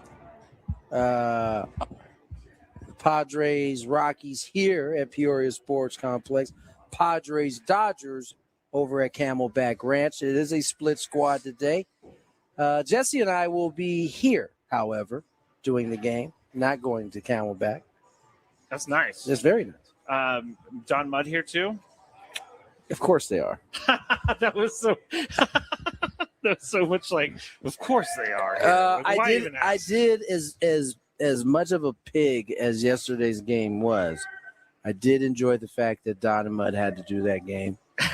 Their first one? That was their first one, and they caught a 3-hour joint on the first one. So I was very, as painful as that game was to do, I was very excited that they had to sit in, and after being in San Diego for the last 5 weeks, that they had to endure a little bit of Cactus League action. It was fulfilling looking over into their booth and seeing the misery in their faces as that game just as the 25th guy entered the lineup. And I enjoyed that very much. So. It's all relative, though, Tony. I'll be honest with you. If somebody said, Chris, I'll let you do the game with Mark Grant last night on TV, I would have hoped for 17 innings. I would have loved every minute of it. Yeah, and I would have been excited for you. So that's how that goes. I would have been excited for you, but that wasn't the case. But that wasn't the case. No, it was Don and Mudd who have yeah. been in San Diego chilling for the last 5 weeks. So and now they're out here heating. Come on down to this 100-degree heat and get you some baseball, some Cactus League action. If you're coming out here this weekend, though, this is serious. Do the heat warning in effect. They're moving Sunday's game here at the Peoria Sports Complex from earlier in the day to 6:10 p.m. Oh, what? Oh, that does affect you. I don't care. That's you're fine. okay with yes, it. Okay. I don't want to Another do night game, Tony. Yes, keep them night games coming. So is Saturday still a day game? It just says Sunday. They got to be moving Saturdays. Yeah, Come on, y'all. Yeah. Come on, y'all. Might as well let's keep it all. This would be great. We all getting ourselves in shape. Yeah. For the regular season, like just some back-to-back night games. Yeah, now the body clock can adjust a little bit. Now you're in the swing of a regular season. Although game one is a 110 game, but never mind that. One of my friends told me recently, or asked me, why do they have opening day during the day? I don't know. I think it's tradition. Yeah, that's what it's that's what I said. I said it's been like that forever. You might be able to sneak out. For kids who are still in school, you might be able to sneak out of school and go to a gate, go to opening day. Tradition is one thing, but tradition has been thrown out the window in a lot of areas. That's true. About 100 years, the Cincinnati Reds always played the first game of the season. Remember that? Remember doing that when you were in high school? Yeah, Tony's taking a pen and he's making it see what he's wave. He's making it wave. I used to do that all the time, so I'm not gonna lie. Adam, is traffic ready for us? You guys didn't hear anything I said about Cincinnati, did Yes, you? you said that you didn't finish what you were saying. I don't think. I know because I was mesmerized by your pen. Go ahead. The Cincinnati, they used to do what? Because they were the first franchise in baseball history. That's right. They got to play the very first game of the season. That was a big deal for Cincinnati too. When I lived there, but it's no longer the case. No, and they were very upset about it. Was March still around when they took that away? I don't know. This was 2010, so I don't think so. Oh, so it was recent. Yeah, it was recent because they did these games. I think it was the Sunday night baseball is what started to take away when they would open up with a Sunday night game. They couldn't keep opening up in Cincinnati. Is that what you're saying? They didn't want to put the Reds in the first primetime game. Yeah, so that was the end of that. What did Adam say? Because I didn't He said hear. yes. All right, so we can go. Let's get to traffic and then a big 5 coming around the corner. From the 855 Get Ross Traffic Center. Injured? Demand justice. Demand Jurowitz. 855GetRoss.com. Here's Kelly Danick. Traffic is brought to you by San Diego Law Firm, fighting for your sexual harassment rights at SDLF.com. Turning out to be a pretty busy afternoon here, guys, especially for South 805 travelers. There is a traffic alert for this crash past Market Street. Looks like they did manage to move everything over to the right shoulder, so there is some good news. Someone's dropped a small mattress in lanes on westbound 8 right before the 15. Also, a motorhome has caught fire northbound 5 near Pershing. Just past it. Maybe it just overheated. It is over to the right shoulder. And looks like you got double trouble on South 15. There's an accident near Miramar Road in the fast lane. Then up ahead, just past the 163 accident, over to the left shoulder. You spoke up and suddenly your schedule changed, your hours got cut, or the pressure got worse. That's not okay. San Diego Law Firm will help you fight against sexual harassment. Contact them at SDLF.com. That's SDLF.com. I'm Kelly Danick with Gwynn and Chris, San Diego's #1 sports station, 97.3 The Fan. It's that time of the show when we check on the latest in sports. Only the most important topics and questions are brought to light. Stop what you're doing and listen. These news stories will astound and amaze you. The one, the only. Oh my God, who the hell cares? The Big Five starts now on 97.3 The Fan. All right. Big Five a little bit early today, but we're going to get right into it. So let's go. Number 5. We had Jake Cronenworth on yesterday, and, we've noticed something. Actually, Tony pointed it out. I was going to say I noticed something. That water behind him and that. Oh, sorry. He noticed something. Jake Cronenworth is leading off tonight for the third straight game, and yesterday when you guys asked him about leading off, he had a small smile on his face like he may have known something, but he wouldn't tell us. So, Tony, do you think Jake Cronenworth is the leadoff hitter on opening day? I told you that was my pick 2 weeks ago. I could see him fitting quite nicely in that leadoff spot. Do I know that it's going to be him? I don't. I think it could go any way. But he has hit there and pretty much only there most of spring. I think he's hit second. Might have hit towards the bottom a little bit. Yeah. But beginning of spring, he was towards the bottom, but then he's been pretty much up top. Yeah. So I don't know. Well, he's looked good there. I could see a scenario in which he's the leadoff hitter. Chris, Jake Cronenworth, leadoff hitter opening day. What do you think? I'm going to take every bit of money I own, every bit of cash that I have now. Man. How much do you think I got in my pocket? Just take a guess. $5. Wait $5? a second. What do you think? I know that Chris has cash on him. $5, Tony says. I'm going to say $78. $78. Yes. That's an interesting number. I'm pretty sure. 1, Oh, no. 2, 3, 4, $5. No, that's crazy. The magician, Tony Gwynn I don't think he wants your money, but that was crazy. I've seen David Copperfield perform that, or David Blaine perform that as a magic trick. I just felt it in my bones. It is exactly $5. Wow. But I will bet you. That's crazy. That was pretty crazy.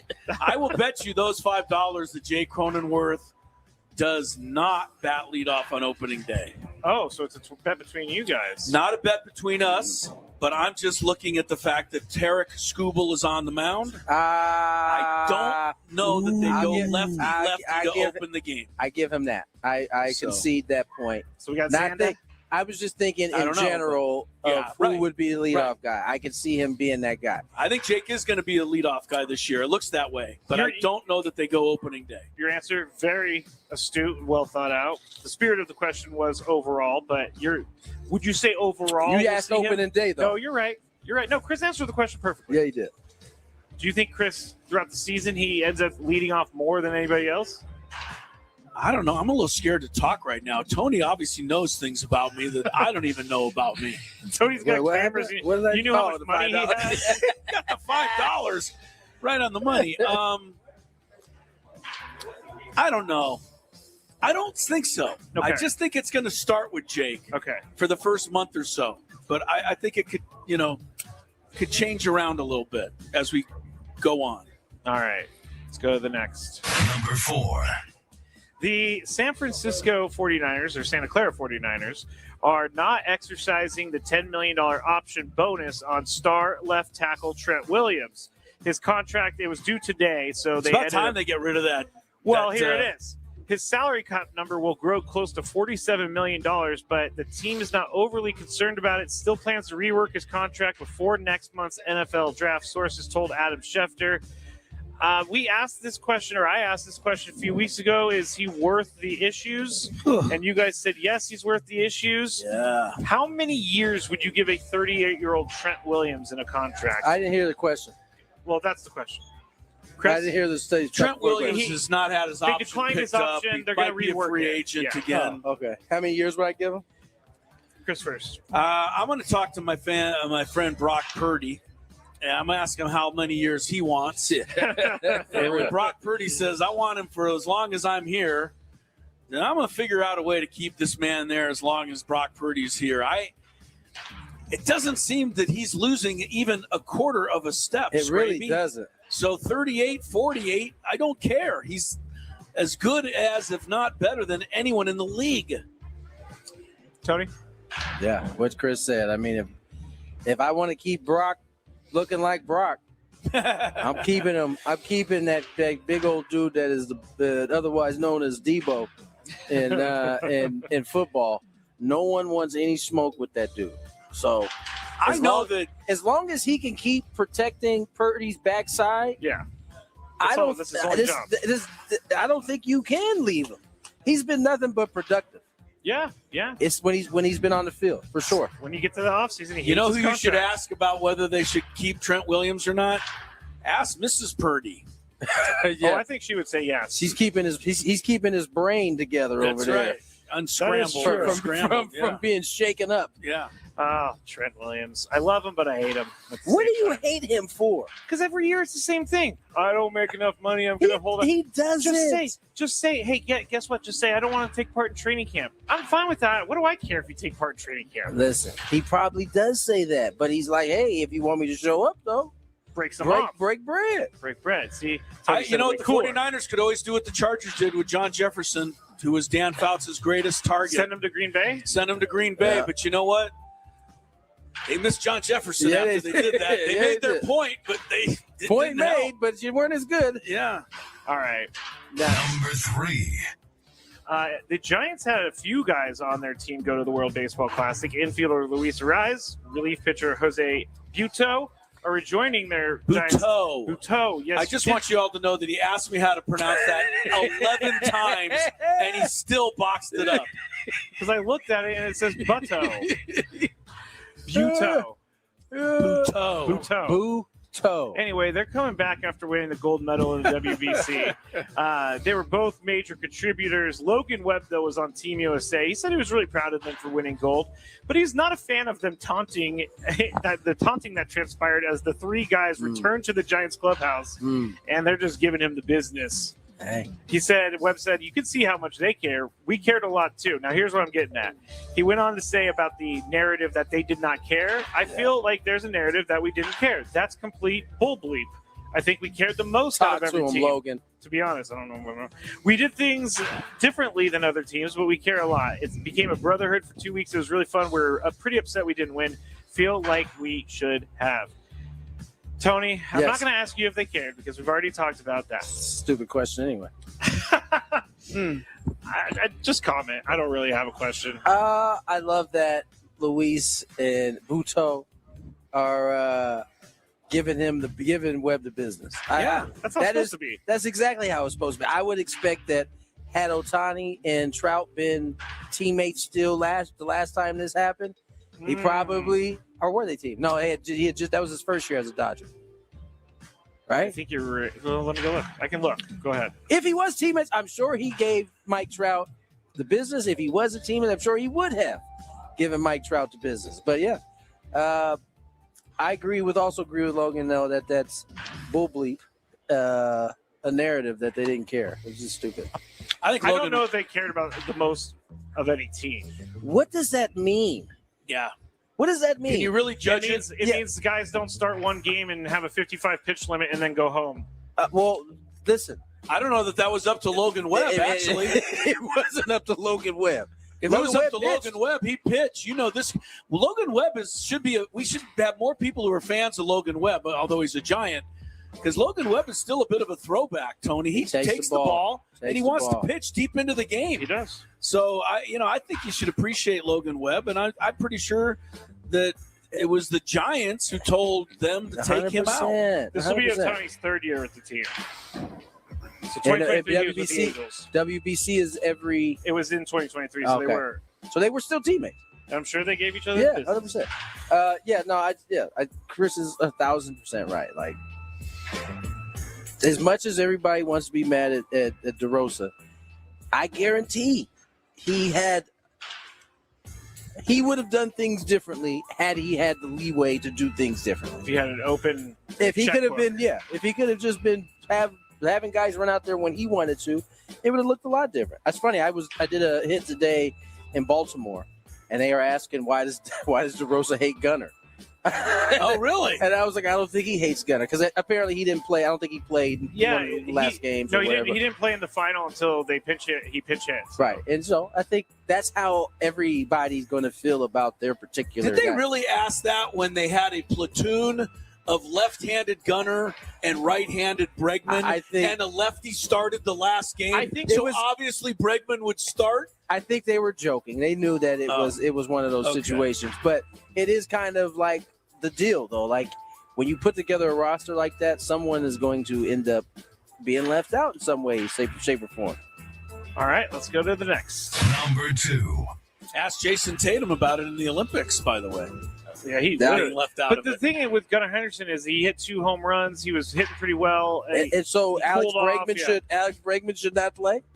No, I mean it's tough. That's the point. Make. Do I play Alex Bregman? Do Alex I play Bregman, Gunnar Henderson? Yeah, Alex Bregman, who was the most coveted free agent this year. It's not a coin flip when a left-handed pitcher's on the mound. Yeah. It's an easy decision that you go with Alex Bregman. Because God forbid he threw Gunnar Henderson in there with a left-hander, and he went over. Oh my God! Can you imagine the? Yes, I can imagine everything I would have said. not just you, the whole. Yep. The whole shooting match. What is it? WBC. Yeah, there you go. No, not WBC. What's the stick? The statistic. WR. Oh, WAR. No. Oh my gosh. WRC. Yes. Oh, WRC. yeah, Thank okay. you. Sorry, I wasn't really paying attention. All right. Do we do that? What is it good for? Absolutely nothing. Number 2. President Donald Trump today signed an executive order aimed at preserving a long-standing college football tradition, mandating efforts to create an exclusive national broadcast window for the annual Army-Navy game. The order instructs the FCC and the Department of Commerce to coordinate with the NCAA and broadcast partners to prevent scheduling conflicts during the game's traditional spot. Now, he has been very into this Army-Navy game. He wants to keep the tradition going. And so he's going to try to make it the only game being played in the country at that time. Chris, good or bad idea? Number 1, good idea. Let Army and Navy have their traditional game and don't mess with it.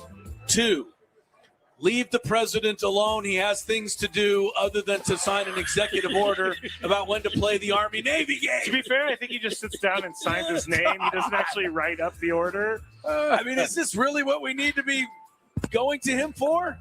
I don't think anybody went to him. I do think that Army-Navy, the game was going downhill. So people were stopping their tuning in of it. And so it may have been. So what? Keep playing it. Keep Tony? playing it. Yeah. You like this? I agree with what Chris said. Yes, Army-Navy should have their spot. But there's got to be something else better for a president to be doing than signing executive orders about this. All right. Number 1. Wow, Adam got that number 1 real quick. I'll just do this one. So this morning, Sam and I went to Waffle House to get something to eat. And he said it was sacrilegious that I did something at Waffle House. I got just the regular eggs, hash brown, and toast. The girl goes, "Do you want a waffle for an extra $1?" And I said, "No, I'm good." And Sam goes, "What? You're not going to get a waffle at Waffle House?" And he made this huge deal about it. So my question to you, Tony, is it sacrilegious to go to Waffle House but not eat a waffle? Me first? Yeah. I got to be honest with you. I think Waffle House is overrated. I'm not disagreeing with you. I've always felt I knew the Georgie was how you say Georgian? The Georgian. A guy from the deep south is I knew going he to was be going a to hit Waffle that. House I fan. have seen enough Waffle Houses to never see one again playing in the minor leagues. Only places open. I've eaten at a lot of them. Yeah. And so I'm not going to begrudge you for saying no to the $1 add-on of the waffle. Okay, thank you. It's just been more greasy. Sam was very upset. Chris? Well, I don't think this is a question for you. This is a question about what Sam said. Should he tell you to buy a waffle because it's called the Waffle House? My answer, should you also have to buy a house because it's called the Waffle House? This is a great point. This is a great point. Great point. There's your answer. So you go for a waffle, you leave with a house. Adam, was that buzzer because you don't like Waffle House or you love Waffle House? He loves Waffle House. Yeah, He's I from think the he South. likes it. Waffle House is Yeah, amazing. exactly. It's All right. ridiculous. All right, when we get back, we're still Overrated. possibly getting some more Padres players. AJ Preller at 5 p.m., so stick with Gwynn Chris, 97.3 Fan.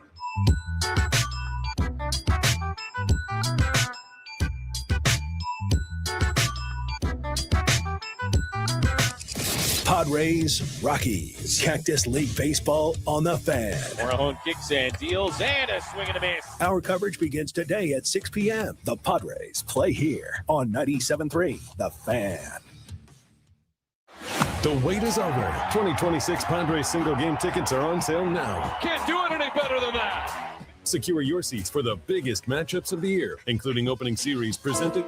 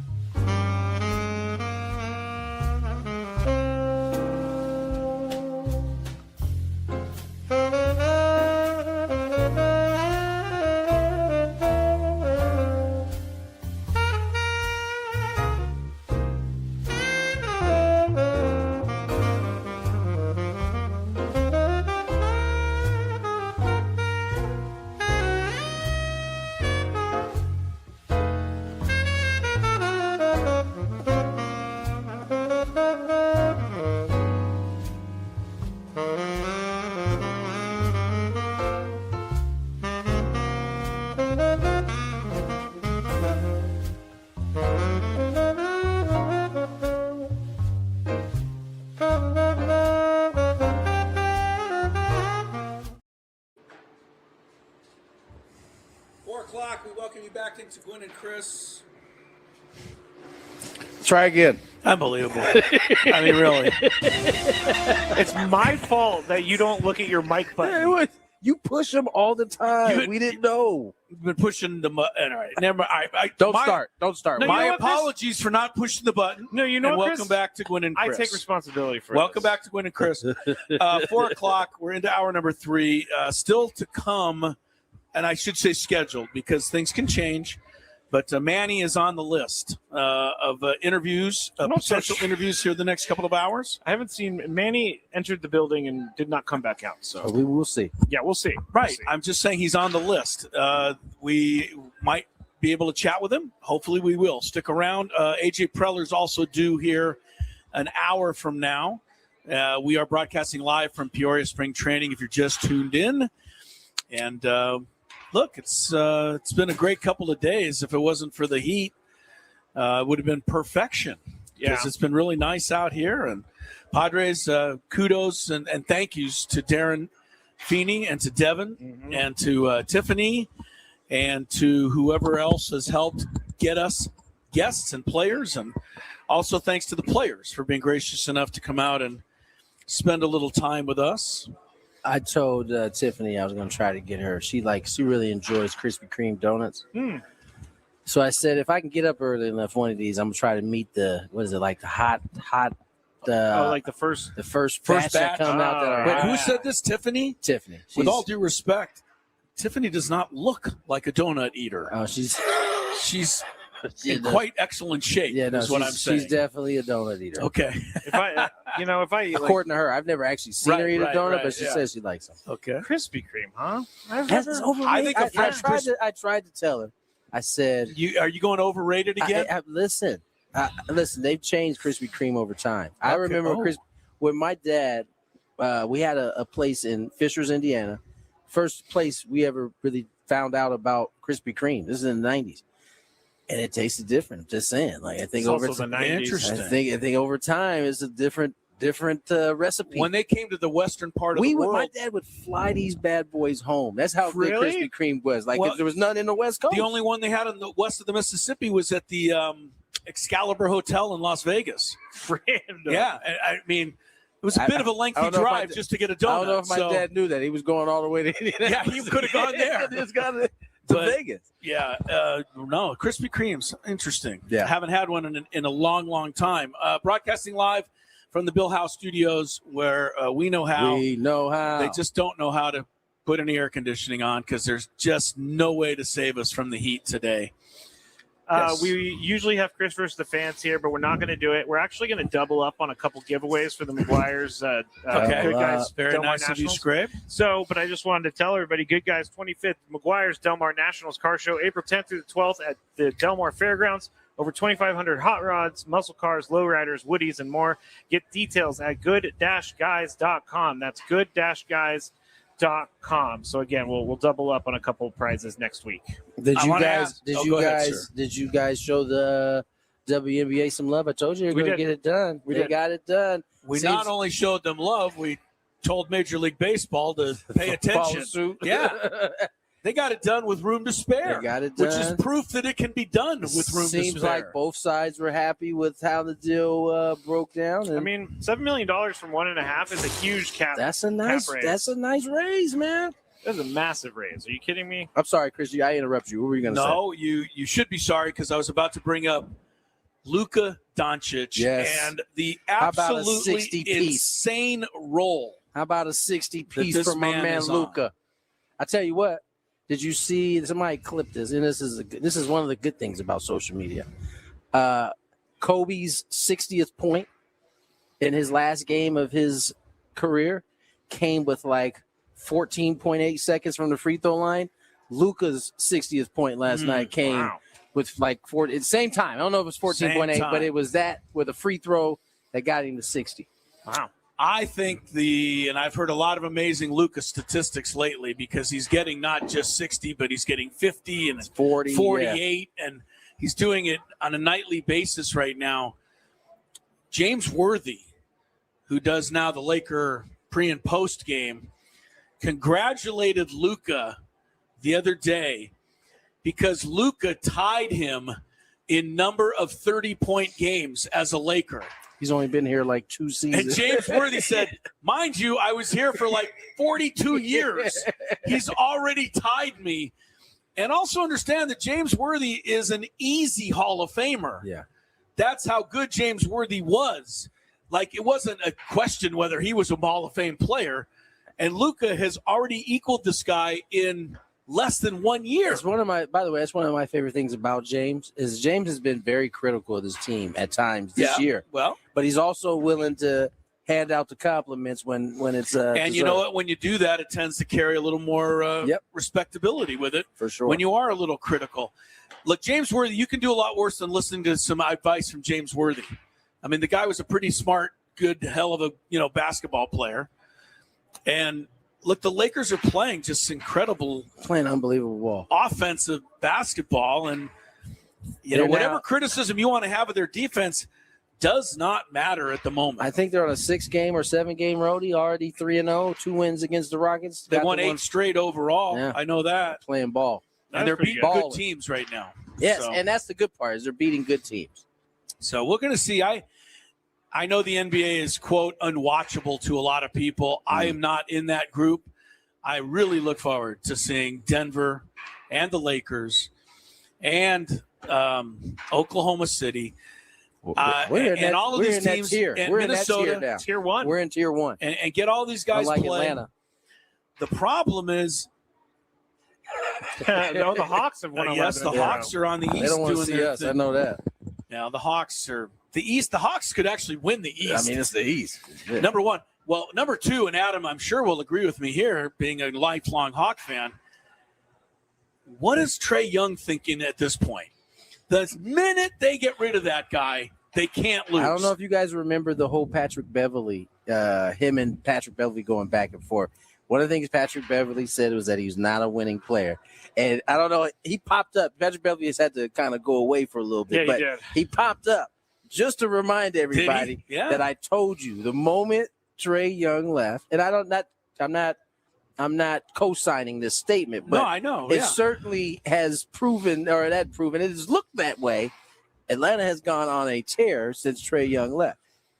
And Trae Young still scores 38 points a game, and the team he plays on still loses. Basically. They are the Wizards. But no, I'm looking forward to seeing the NBA playoffs. I will say, and maybe it's because of my Twitter feed. Yeah, but because these guys of your Twitter feed. These guys have got to stop flopping.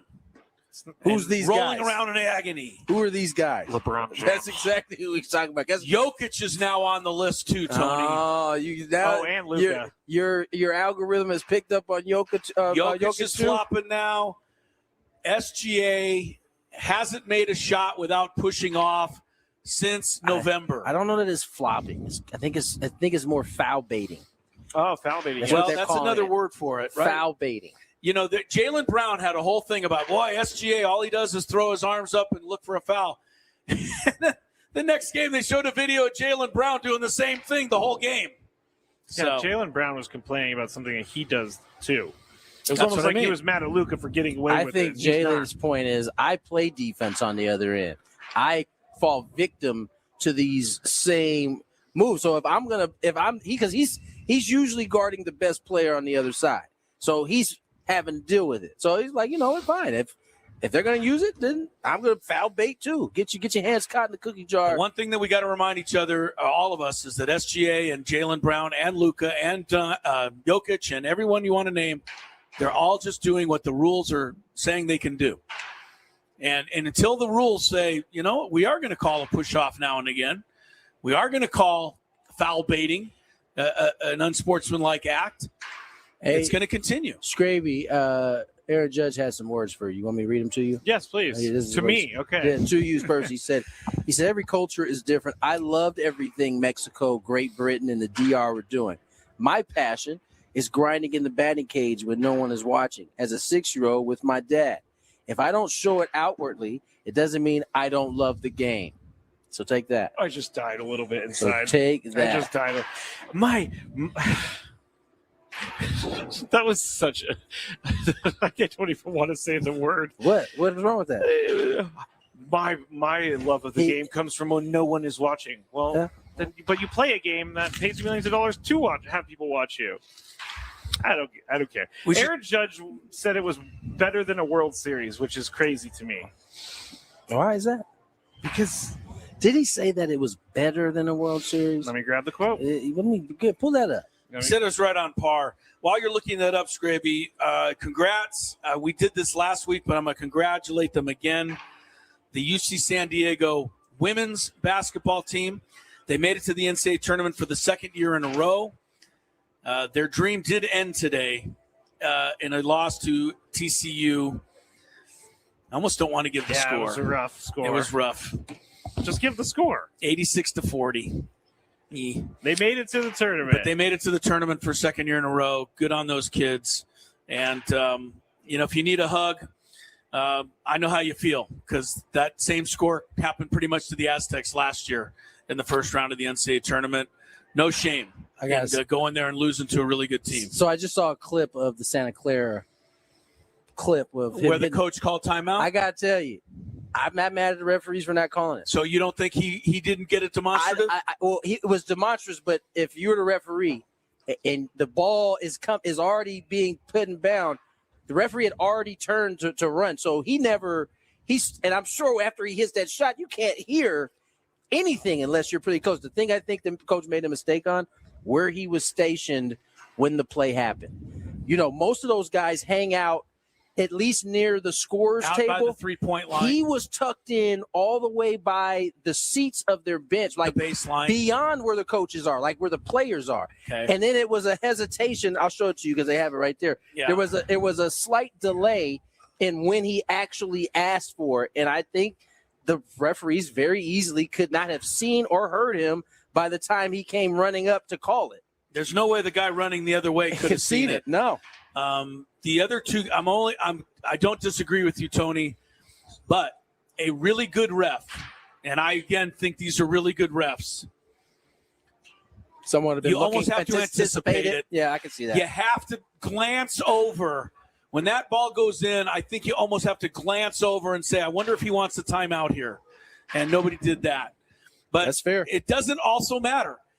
If they don't, it's like a batter in the box, right, Tony? If you call timeout, the ump doesn't give it to you. Put your hand up to call timeout. He doesn't see it. Too bad. No timeout. Yeah. So you know what? There was no timeout, and the kid from Kentucky made the shot, and that's all she wrote. Here's the Aaron Judge quote. Quote, "It's bigger and better than the World Series. The passion that these fans have representing the country, representing some of their favorite players, there's nothing like it." I think that statement is not inaccurate. Like, when the World Series happens, it's usually us Americans watching it. Like, you don't have the DR fans and the drums and all the different sound makers. Fernando said everything was the same except for the drums. And Manny wants drums. Yeah, I mean, I don't know if that's going to happen, but that would be kind of fun, though. Why don't we be the first team to have? I wouldn't mind it, but I think a lot of other people would. What do you think would happen if the Padres brought in noisemakers? The SDFC cheer section. Oh, and just put them behind third base. That might be good. That would be brought good. them in and just said, "You guys sing your songs. Go ahead." I definitely, for the 3 games I went to last year, I was locked in. Can you imagine how cool that would be? They are so good. I mean, it would be a lot better than the stupid, Atlanta Braves Warhawk chant. Let these guys sing their songs over there and have a ball. Yeah, the Braves and the Chiefs apparently don't have to conform to the rest of the world. No, they just keep on going on. And Florida State. I mean, I was looking at their logo the other day. I'm not a guy who gets offended. Here, I'm just picturing Eric Grupner right now, CEO of the Padres. He's listening in the background of the show. He just heard my idea. He just called a meeting. Hey, we got it. I'm pretty sure he didn't do that. I'm pretty sure he didn't do that either. A cheer squad. A cheer section. I don't know. It'd be funny. All right, quickly, because we got to go a couple more minutes and then we'll break. But I did some of the league leading futures for baseball. Oh, did you? Most regular season home runs favorite is Aaron Judge, then Shohei, then Kyle Schwarber, then Cal Raleigh. So, I mean, I don't think anyone else is going to overtake. Would anybody bet over on Cal Raleigh to hit more this year than last year? No, I don't think nobody would, right? Yeah. And okay, so then you got that. You got the home runs, and then you got for hits, Bobby Witt Jr. is at the top. Vlad Jr., Luis Arraez, Bo Bichette, Julio Rodriguez, and then Shohei. So Bobby Witt's pretty darn good.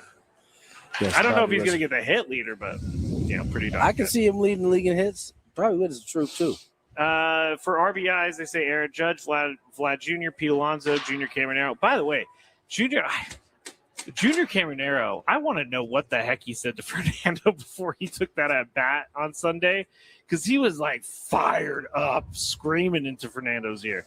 Anyway, he's number 4 on the list. Freddie Freeman, Shohei Ohtani round that out. And then if you are looking at pitching saves, the favorite for this year, can you guys guess? Edwin Diaz. Mason. That's it.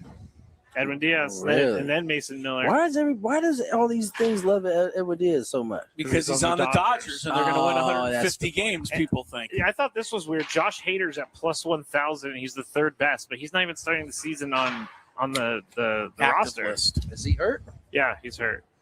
You know, what do you guys think about Palencia? Is he going to take another Cubs? step up? Yeah. I don't know. He was throwing Ched though the other day. Or what? Ched? Cheddar. Oh What- gosh, I heard something different. Cheddar, yeah, Ched. Okay. Jeez. Yeah, it was. used to just be cheese. Then it became cheddar cheese. Now, One of my favorite things that Tony says, he tried to sneak the cheese past the rat. Yeah. You can't cheese. That's an old one right there. It is an old one. All right, let's get the break because I'm about to pass out. It's hot. More Gwynn and Chris on the other side.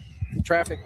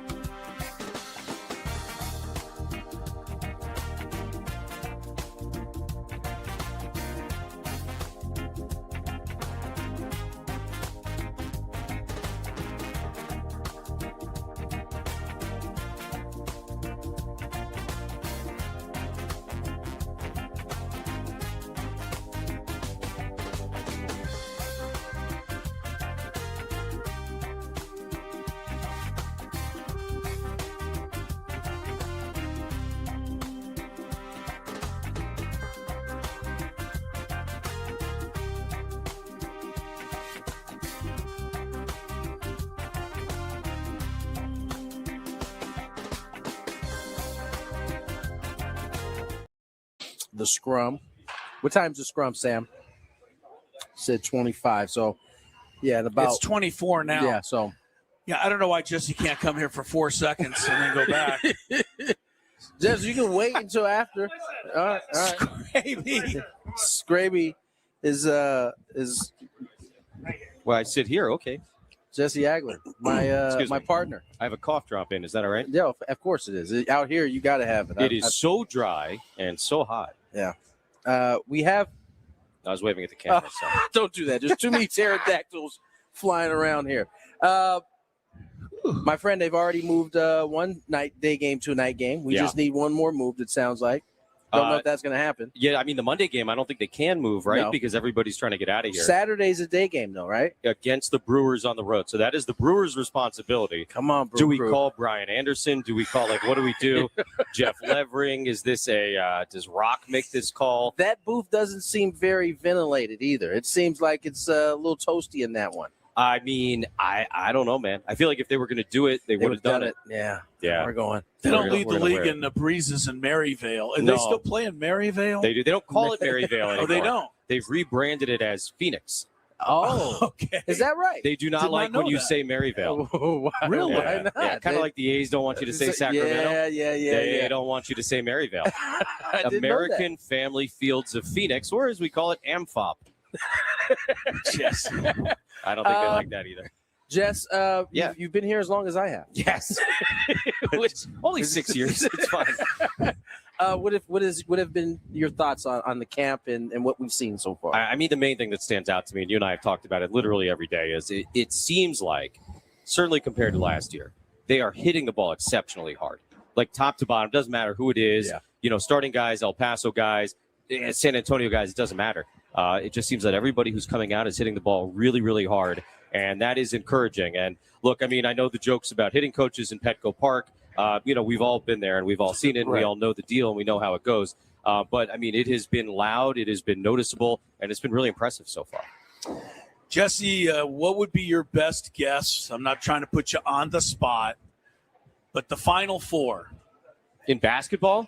No, the Final Four. I was like, let me get my bracket out. I think I had Arizona. Nobody's brackets together. Okay. Yeah.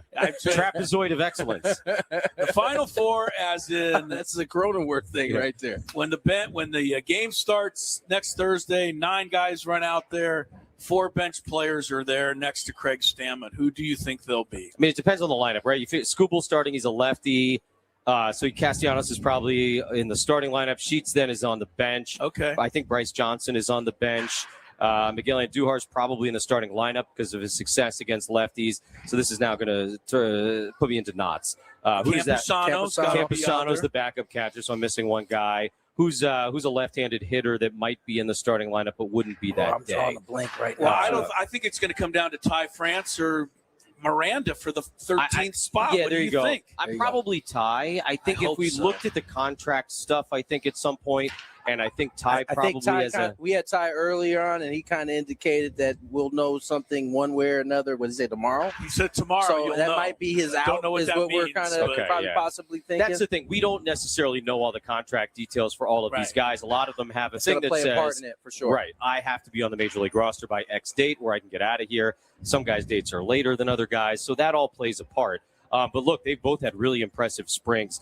Another thing Tony and I have talked a lot about on these broadcasts is just that it would appear that, for the first time in a couple of years at least, you're going to be able to be in a situation where, May rolls around, June rolls around, somebody, rolls an ankle, all right, he's going to be out for 10 days. There's somebody at AAA you're completely comfortable with, being asked to come up and fill that role for a couple of weeks. Yeah, I think there has been a ton of, you mentioned Miranda, Bowen, is another one. Nick Schnell, Solak, all those guys. Yeah, these guys have all put up numbers, and they've done it in the past. So, pitching, I think that's probably the next big thing. A little more clarity, and clarity not necessarily in a good way, right? I mean, Joe's injury opens up another spot that otherwise wouldn't be available. Yeah. What's been your take on what we've seen so far just from the guys who are in the competition? Yeah, you feel great about the bullpen. So let's just kind of put that out there. And that does make me feel better about the rotation because those things are connected. Correct. As much as we talk about them, obviously, as separate units, and they are,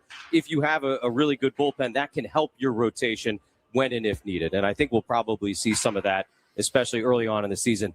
As far as the rotation goes, look, you have Pivetta and King at the top. Randy Vasquez has been one of the great stories of this camp. From a pitching perspective, there's no better story, I don't think, spring training this year than the way Randy Vasquez has thrown the ball. So, you've got that. And then after that, I think, right, it's Buehler and Marquez who have looked the best, from that perspective. Matt Waldron's working his way back. He looked really good the other day when he threw for the first time since he had his procedure. So, you kind of figure it all out as time goes along here. But this is going to be one of those deals, I think, probably all year long, where it moves around a little bit. Is Joe Musgrove available now? Okay, that changes something. Is he not available at that point? That changes something else. Is this guy as effective as he was last week? No. Okay, we'll move this piece. And then again, the bullpen can play a part in that. So I think the rotation is something of a moving target.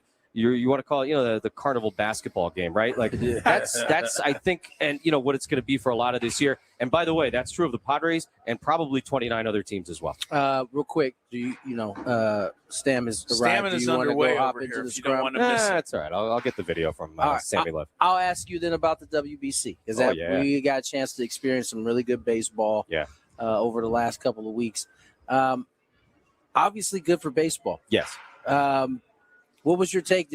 Did you enjoy it as much as everyone else did? Yeah, I did. And I think, we talked about this a lot. The last tournament in 23, I think, was like the tipping point tournament for the WBC, where it's like, okay, everybody's all in on this. It's been proven that it's fun. It got the players involved. It got the fans involved. And that was only, shown to be true with the tournament this year. It's great. I love it. I think it's only going to get bigger. I think it's only going to get better. I understand the argument about maybe, fooling around and putting it around the All-Star break or after the All-Star break. Already articles popping up about it. I think we're going to hear that conversation with the Olympics next year in L.A., which is probably a one-off thing because the Olympics are in L.A. and not, halfway around the world or something like that. Right. That's not necessarily a regular thing, but baseball is going to be in the Olympics next year, in part because the Olympics are in the U.S.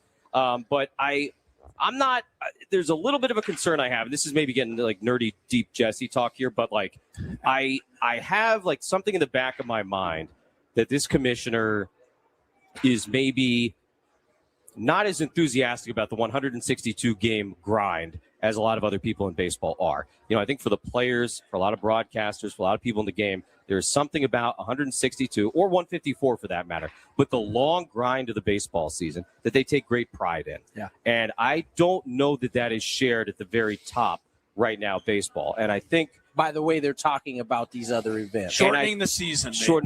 Or cutting it in half. And so if you put the WBC, in the middle every 3 years or something like that, you could do a split season like they've done in the minor leagues. You could have a first half champ, a second half champ. That's something that was floated out there several years ago. Kind of feels like there's some momentum for that. It obviously, you could have two trade deadlines, a first half trade deadline, a second trade half deadline. If you had a serious injury problem in the first half, you could recoup, say, all right, we're going to punt on the first half, or we're not going to worry about it so much. We'll recover for the second half and make our run then and get into the playoffs. I just think there's a very real possibility that what we all see is the grind of, again, what if you want to call it 154, 162, whatever. But that is maybe a little bit, I don't want to say in danger, but it is something that I think is being kicked around, that might not be a sure thing as the future of this sport. And I think the WBC conversation is at least a little bit a part of that. So it's not so much the grind per se, because you still would be out there playing that many games. It's just the grind in terms of that whole pot. Cutting it down a little bit. Yeah, cutting it down. I hadn't heard that. That's an interesting. And again, if you're able to stick a tournament in the middle, that's a perfect way. Does the season then? You've read a little bit more about this than I have. Does the season then expand? In terms of how long it is? Does it go beyond? I don't know about October, the calendar November. Yet. I would hope not. I don't think they want to do that. I don't think they want to mess around too much with football season.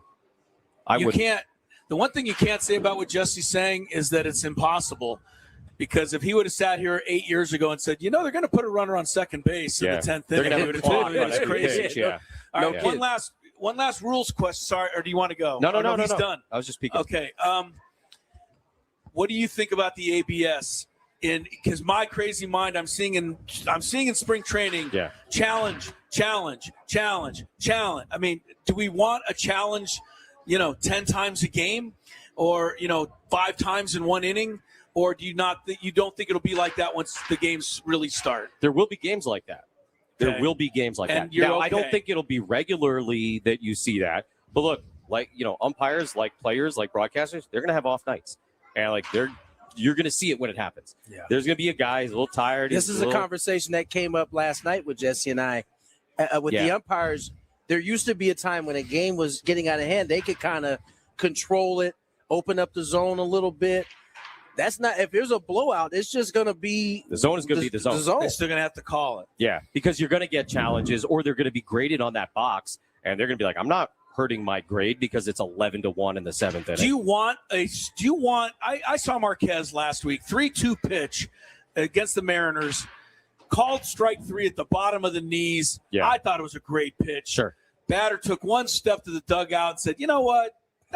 Yeah. And then they looked at it. Here's the analogy. 0.6 of an inch, Yeah. not even an inch low. We're all going to have and our he got a rulers walk. out. I thought that's not what it's for. Here's the analogy I'll make for that. Okay. You're going to have two kinds of ABS challenges, the way you have two kinds of replay challenges now.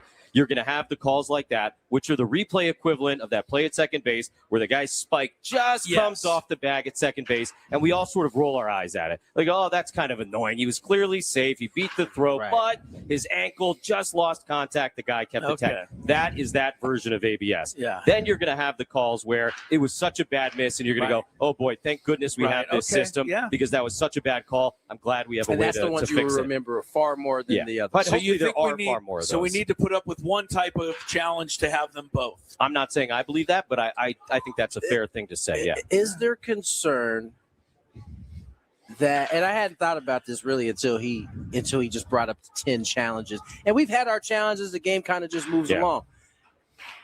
Do you think they'll rethink how it's applied if time of game gets longer? I think they'll find other ways to quicken the game. I know they're talking about, but we're eventually, I would think, going to run out of ways to speed it up. Pretty soon you're only going to get one throw to first base. I can see that coming. That's coming. Jesse brings up a good point. At least in the minor leagues, they're experimenting with timing the pitching mound visits, right? Because that can be something you can shave off time. But if you get enough of those bad games, like you're talking about, it does affect the average. No doubt. It'll bring the time and as you pointed out to me earlier this spring, time of game went up a tick. Yeah, 5 minutes, I think? 5 minutes last year. So they're aware. They're looking at it. There's no doubt they care about that. Here's a fun. Well, I think it kind of coincides with the popularity of the game kind of trickling back up. No for doubt. Sure. No doubt. Here's a fun game to play. You can do with your audience, right? Think about, because again, you could theoretically have infinite challenges in a game. Right. What do you think is the highest number of challenges we will see in a single game this year? I've been trying to wrap my mind. I think it's a great question. We have no idea. I think you could see double digits. For sure. Yeah. For sure. Digits. Yeah. I was going to say 35. you get a good. I would go like over under like 12.5. I think the most 15 will be like the top number. They had like one guy had 5 in the first inning. But that's the thing, and that's the thing about spring training. A different beast. They're not going to listen. I think these coaches, and Stam has talked about this specifically. They are paying attention right now to who's good, who's not, when the best time to challenge is. I don't know if you saw this. Milwaukee got in trouble at the beginning of spring training because they were holding up signs in innings in which it was a good time to be challenged. It was a leverage inning. Major League Baseball jumped in and said, no, you can't do that. That is not the spirit of the rule. We don't want that. But teams are going to be thinking about that. So I would say that you probably won't see a ton of games in which there's a challenge before the 4th. I agree. I disagree because I think the catchers are going to be right 98% of the time. That's also There's true. just no reason for them not to. Yeah, no, if they're really right good at it, there. if they're really good at it, you might as well. So, there's so many different we'll things see. that are intriguing as we get ready to go to see. Jesse, appreciate your time. Real man. quick, Jesse is he's a real guest, so he has to be brought to us yes, for by sure. the SDCCU fan hotline. It's not big bank banking. It's better. It's better. Thank you, Jesse. Appreciate your time, brother. Yeah. All right. I think we're past the break, but we're going to take one anyway, Scraby says, and Gwynn and Chris will roll on from here. Are you?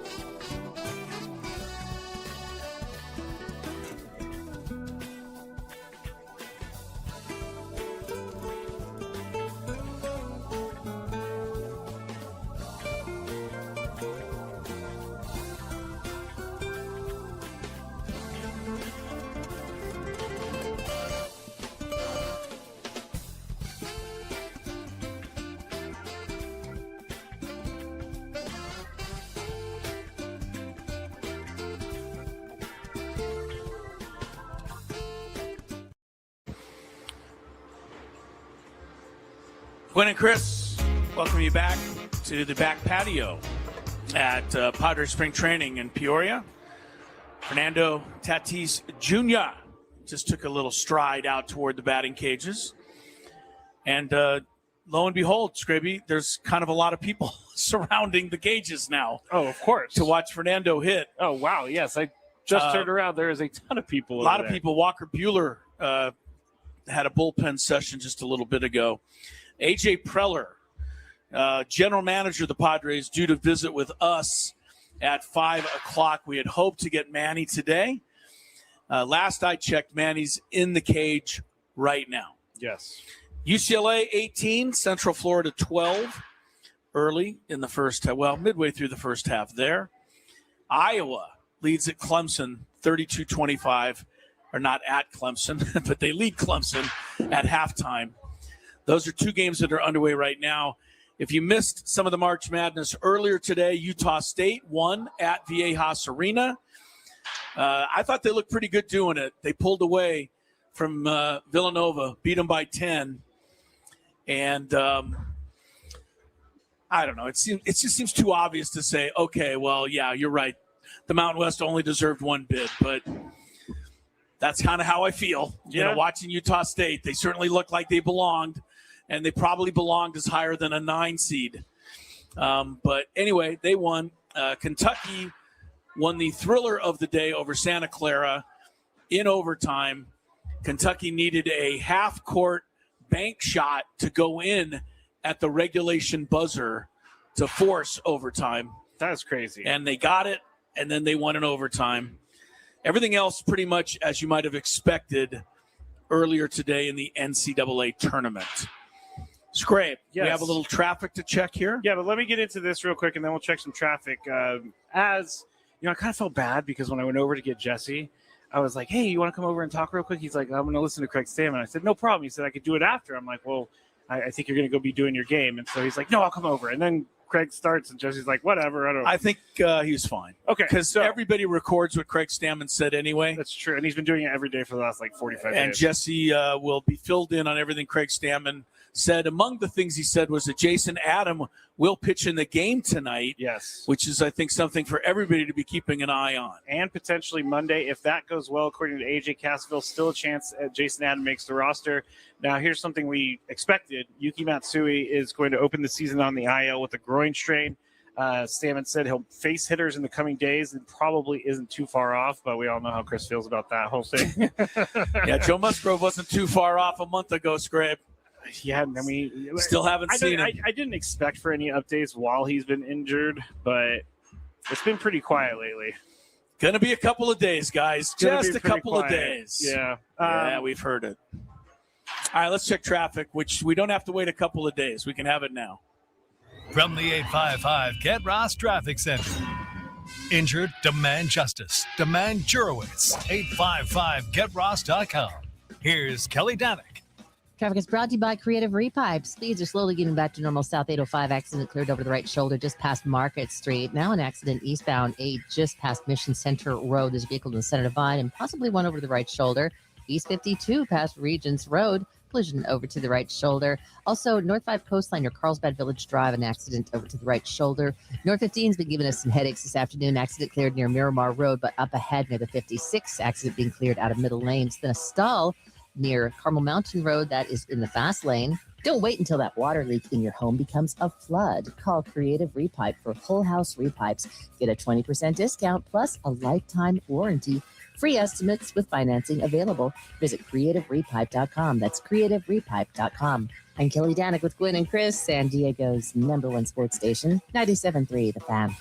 All right, we mentioned it yesterday. One of the things that I thought was really cool that happened yesterday in the NCAA tournament was Nebraska and their broadcaster. Yes. Of 41 years. Yeah. What was his name?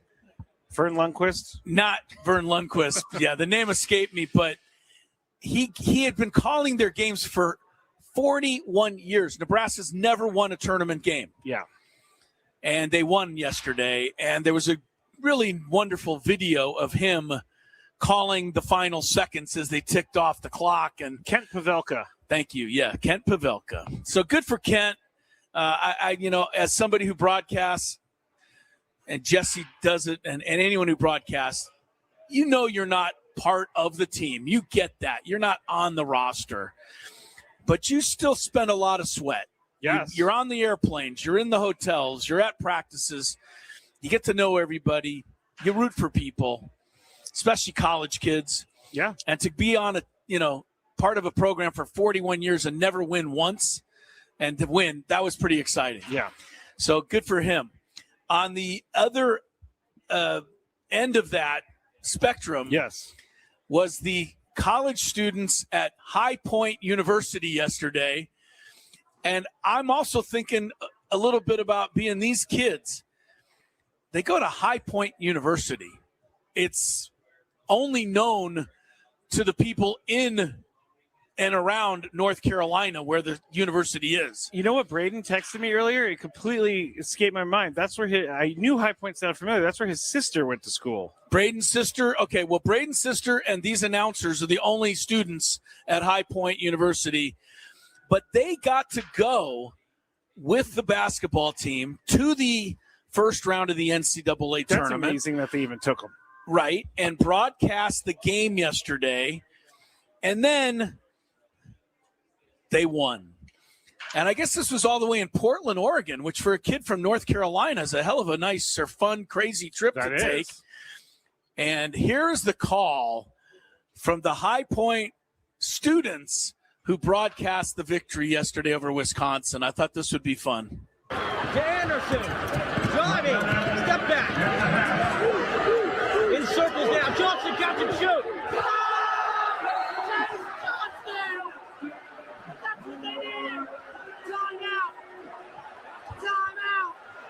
Portland! Do you believe it? Here comes Johnson! The layup! Johnson! Transition! Takes it inbounds. 9 seconds. Boyd wants it inside. Drive. 6 seconds. Block! Now Boyd, they launch down court. Anderson gets it! Throw on the glass slipper! It's a Cinderella story in Portland, Oregon! For the first time in program history, High Point breaks through! We will see you in the round of 32! Can we just remind everybody that there is nothing, maybe your child being born, I don't know, maybe, seeing your son or daughter married, what else can give any person that much joy than a sporting event? I can't think of anything. Maybe the birth of a child, That's what I just said. I birth know. of a That's child. I'm trying to think through things. There's just not much. Those kids, speaking of a birth of a child, it sounded like that kid was having a child.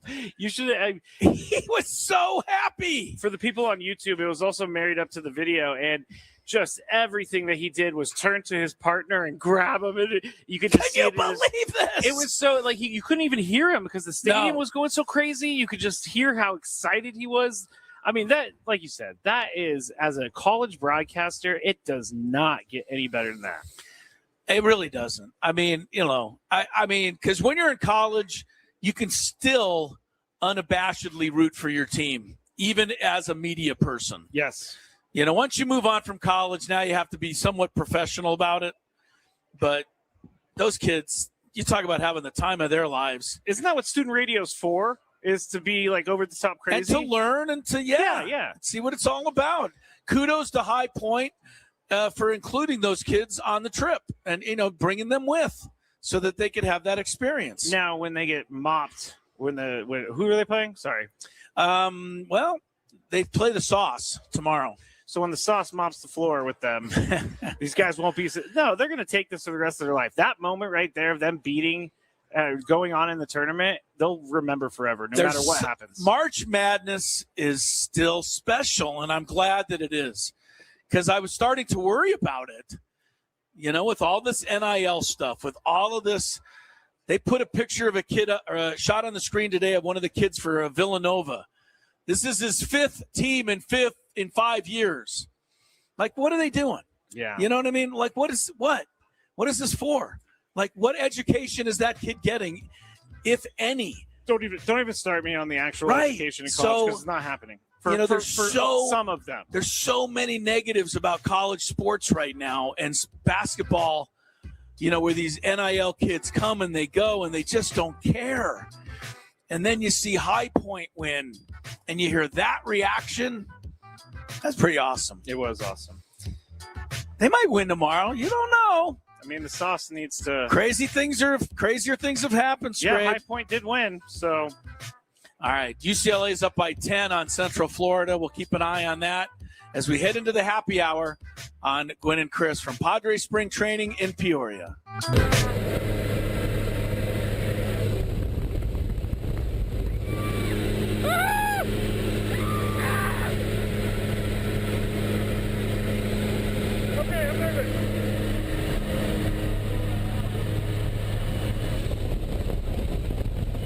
Stay low. Hands on the heart. Stay low.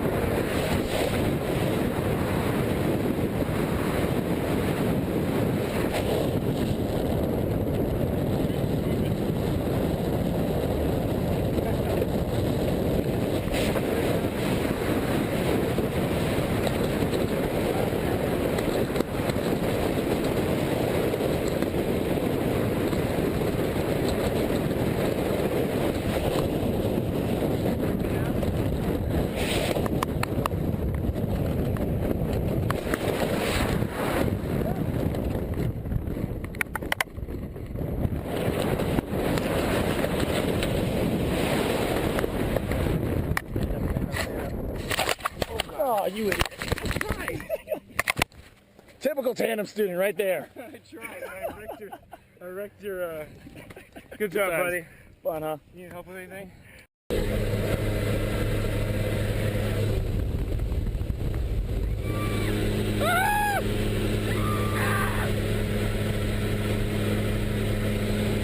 Okay, I'm nervous.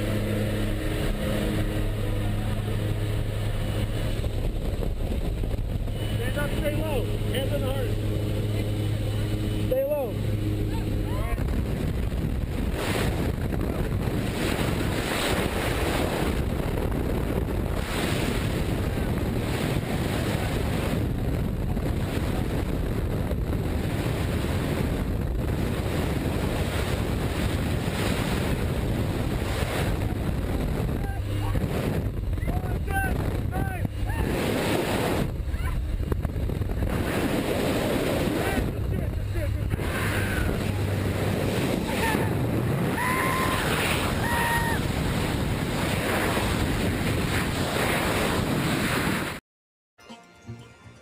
Happy hour time here on Gwynn and Chris, and it's been a happy couple of days. We've had a great time. Hope you've enjoyed our live broadcasts here from Padres Spring Training. Chris Ello, Matt Scraby, Tony Gwynn Jr.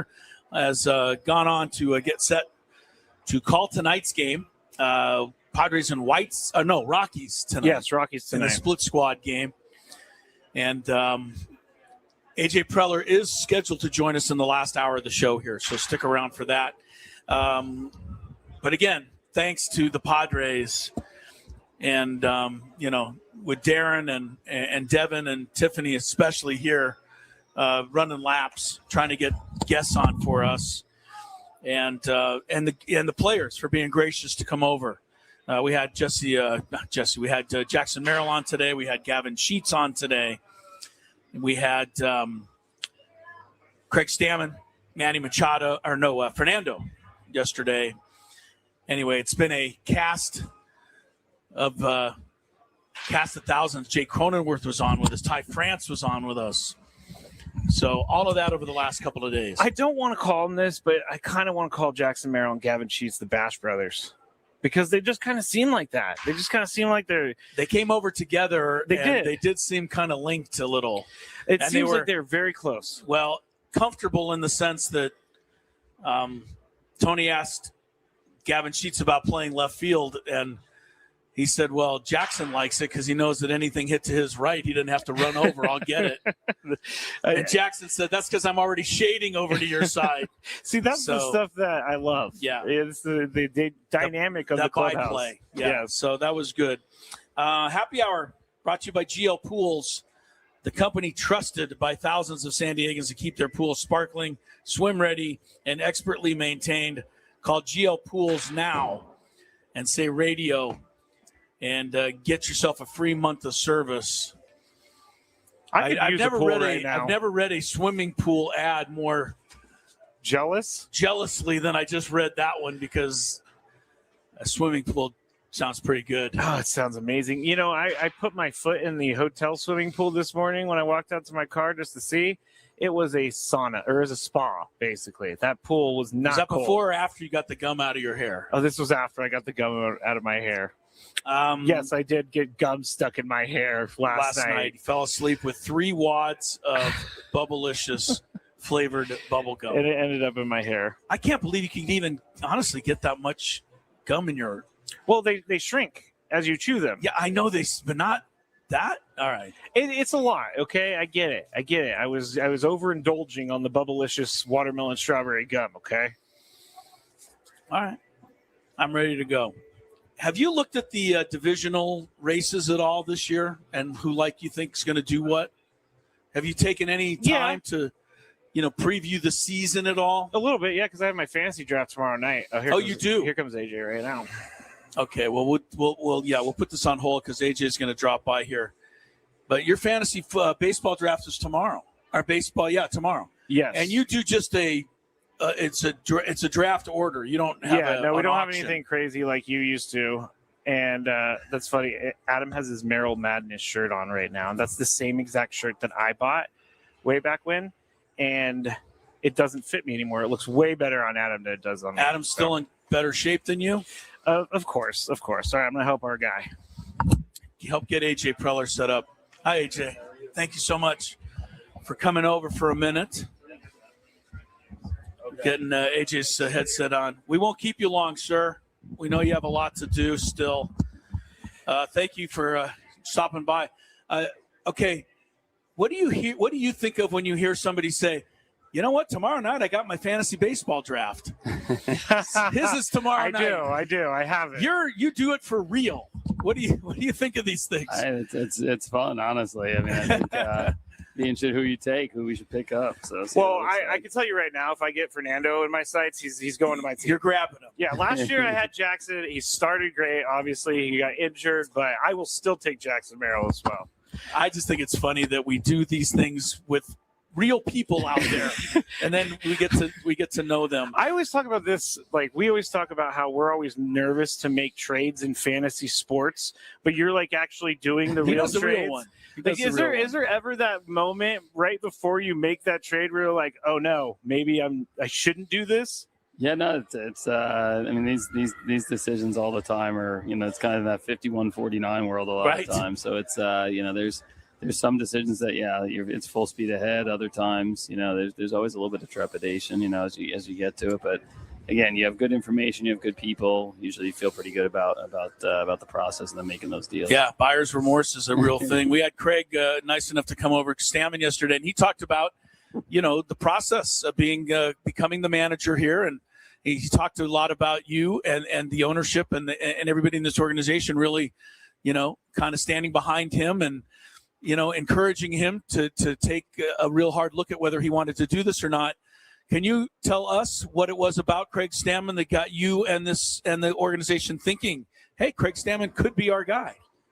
Yeah, I mean, obviously we've got a lot of history with Craig, and I think, as a player, he's somebody that's been a big part of our organization, in uniform first, on the field. And he was somebody that, was an incredibly hard worker. He loves the game. You can call him an overachiever, achiever, whatever you want to call him that standpoint. But he's also a guy that took a leadership role as a player, and as a relief pitcher, which is not the most common thing that you always see it. History of the Padres, Trevor Hoffman was that guy. Craig Stammen took like a very big role in some good teams. And he always thought the game, he was well thought out. He was somebody that wasn't afraid to have tough conversations in that clubhouse. And he was a guy that had his own thoughts and opinions, and they were usually well thought out and well prepared. So his playing career checks a lot of boxes. I think in the last 2 years, he's been, in different roles and more so getting a chance to work both with front office and see some of our processes. And he's really tight with a lot of people in the organization that he has a good relationship with and understands kind of the ins and outs of hopefully how to utilize, a lot of good people to get the most out of that group. And then, the last few years, working in uniform. So he's able to see from a coaching standpoint what it looks like. So, he just checked a lot of boxes for us. The familiarity with our group and our team and his leadership style we thought was a great fit. Just as a quick follow-up, how much, without being specific, you don't have to be, but how much of the current players' input did you get as a group before you said, yes, Craig Stammen will be our guy? Because I think a lot of us wonder, how's it going to work if he has to yell at Manny Machado, a former teammate of his? Yeah, I mean, it's not a situation where we're ever really taking a poll. That's not the idea. But definitely, obviously that core group. I'll bounce some different things off the group, and more so like what's the type of person you're looking for, what's the type of leader we need, what are some things that we need from somebody in that role, what went well in the past few years, what are some things we want to improve on, and then at the right moment, and maybe like, hey, here's a couple different possibilities. What are we thinking about? So, I did some of that. But ultimately, again, this is, from myself and, for John and Eric, and Josh Stein, a lot of people that were involved in it. It was it was an easy choice just because of the history we had with Craig. Talking to AJ Preller here on the SDCCU fan hotline. It's not big bank banking. It's better. We sometimes talk, when you guys hired Craig, we talked about how the managerial position and characteristics have changed over the years. Like, there's no more, I don't think, that you can be a guy who rules with an iron fist as a manager. What do you think makes what do you think is the biggest difference, like between the old days of someone who was an iron fist type of guy, like a Bobby Cox or someone like that, to the manager now? Because we're seeing a lot of younger managers without major league experience getting the job, which I think is the trend and the way it's going. So what is the difference to you? I mean, I think the most successful, leaders, managers, whatever era it's been in, are just people that are very genuine and comfortable in their own skin. And that's what Craig is. Yeah. There's no pretense. There's not trying to be something that he's not. I think sometimes people will get into a leadership role and have to act a certain way or be a certain way, either good, either being harsh, or in some cases, honestly, like potentially going the other way, where what gets you there, what's in your demeanor is to be demanding or hold high standards. For Craig, he's going to do what he feels is natural, and he's got a lot of natural leadership ability. And I think, the biggest thing that we've seen, and I think what we're asking him to do is just be yourself, and I think, he brings a lot of really good things to the table. So, that being genuine, I think that's ultimately what any successful leader, possesses. And I think the players respond to that because there's a consistency to that when you're yourself, you're not acting, you're not trying to be something you're not. So, again, we understand it's his first time on the job and first experience as a manager. So there may be, some missteps or some things that you look back and go, okay, could we have done this a little bit differently? But he's going to be the first one to go, I could have done that differently, and then the key is somebody that's smart enough to learn from that. Yep. And I think he's going to check those boxes for us. He told me he didn't really say this, but I asked him if he was practicing his umpire arguing skills yet. And he said he'll get to that when he gets to it. But he said, ask my kids. I can be a tough arguer. As far as the next week is concerned, right? I mean, next Thursday, the 26 guys will be standing out on the line.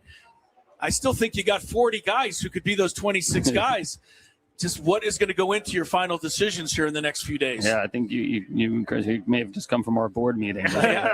We had about 40 names up there and some different combinations that we could go with. So, no, it's been a good camp in terms of we tried to create a lot of competition and adding depth, especially with some of the signings right before camp. We've had a lot of guys come out and perform, so that makes for some tough conversations and tough decisions. But ultimately, we got to get to 26, and then we'll have some guys that are deserving, that'll be playing in AAA that, hopefully will help us here this season. Yeah. But that's, there's been, that's always the best, the best conversations and best for the organization when you get to the end of camp and we're like, all right, we could go 2 or 3, 4 different ways here. Right. Instead of searching for answers, we've got a few that we like, and that's now it's kind of time to make the final calls, which will be some tough decisions. I know you're going to give all the credit to your staff because you always do, but you've done it again. You found Jace Bowen. You knew these guys. We didn't know these guys. Jace Bowen, Solak, David Morgan, Nick Schnell. Yes. I mean, everybody who's really produced for you this summer and given you some of the depth that you'll start AAA with. Congrats for finding all these people every time. Yeah, because everybody keeps saying, the Padres, they don't have anybody left in the system.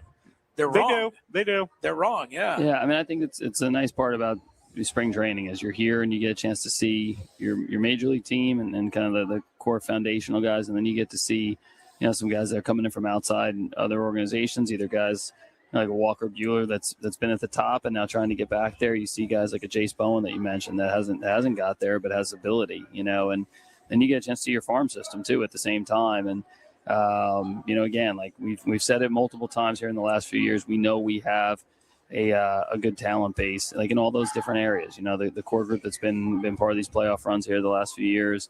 Every year, Pete DeYoung, Adam Mascare, Cody Zupnik on the R&D side, our pro scouting group. That's a direct, line to those guys that are bringing in some really interesting players on the 6-year free agent line. Some guys that haven't quite gotten that opportunity yet, but have major league ability.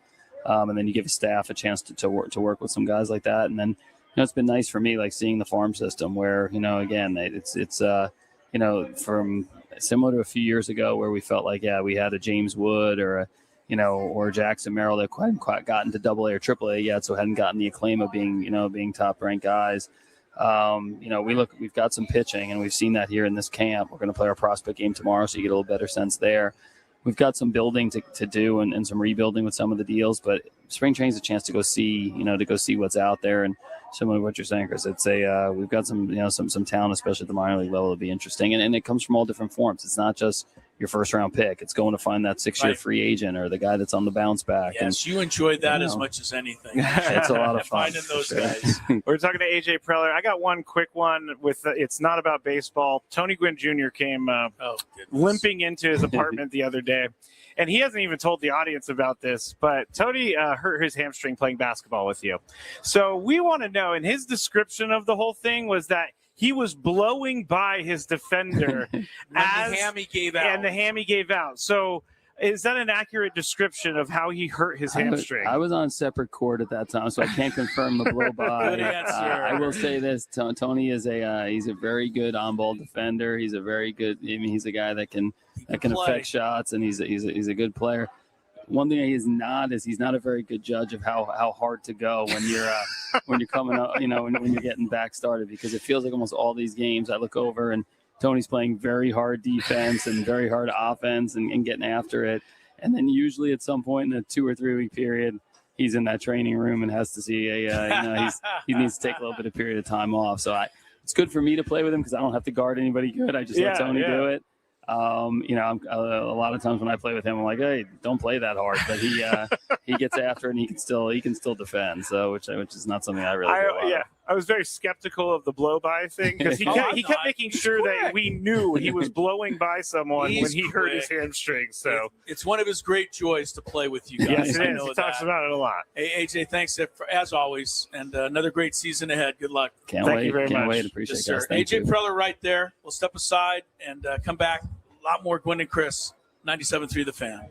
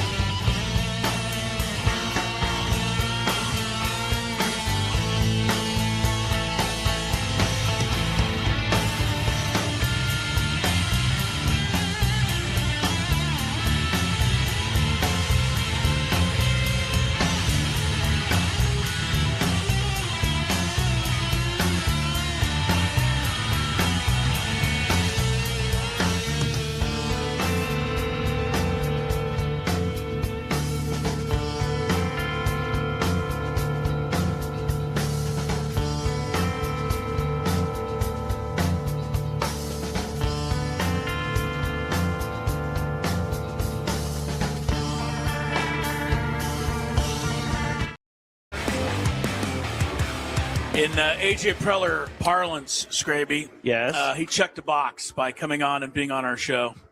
I don't think he checked the box. I think he actually wanted to be here, Chris. No, he checked our box. Oh, yes. It was a box we wanted checked. Yes, he did.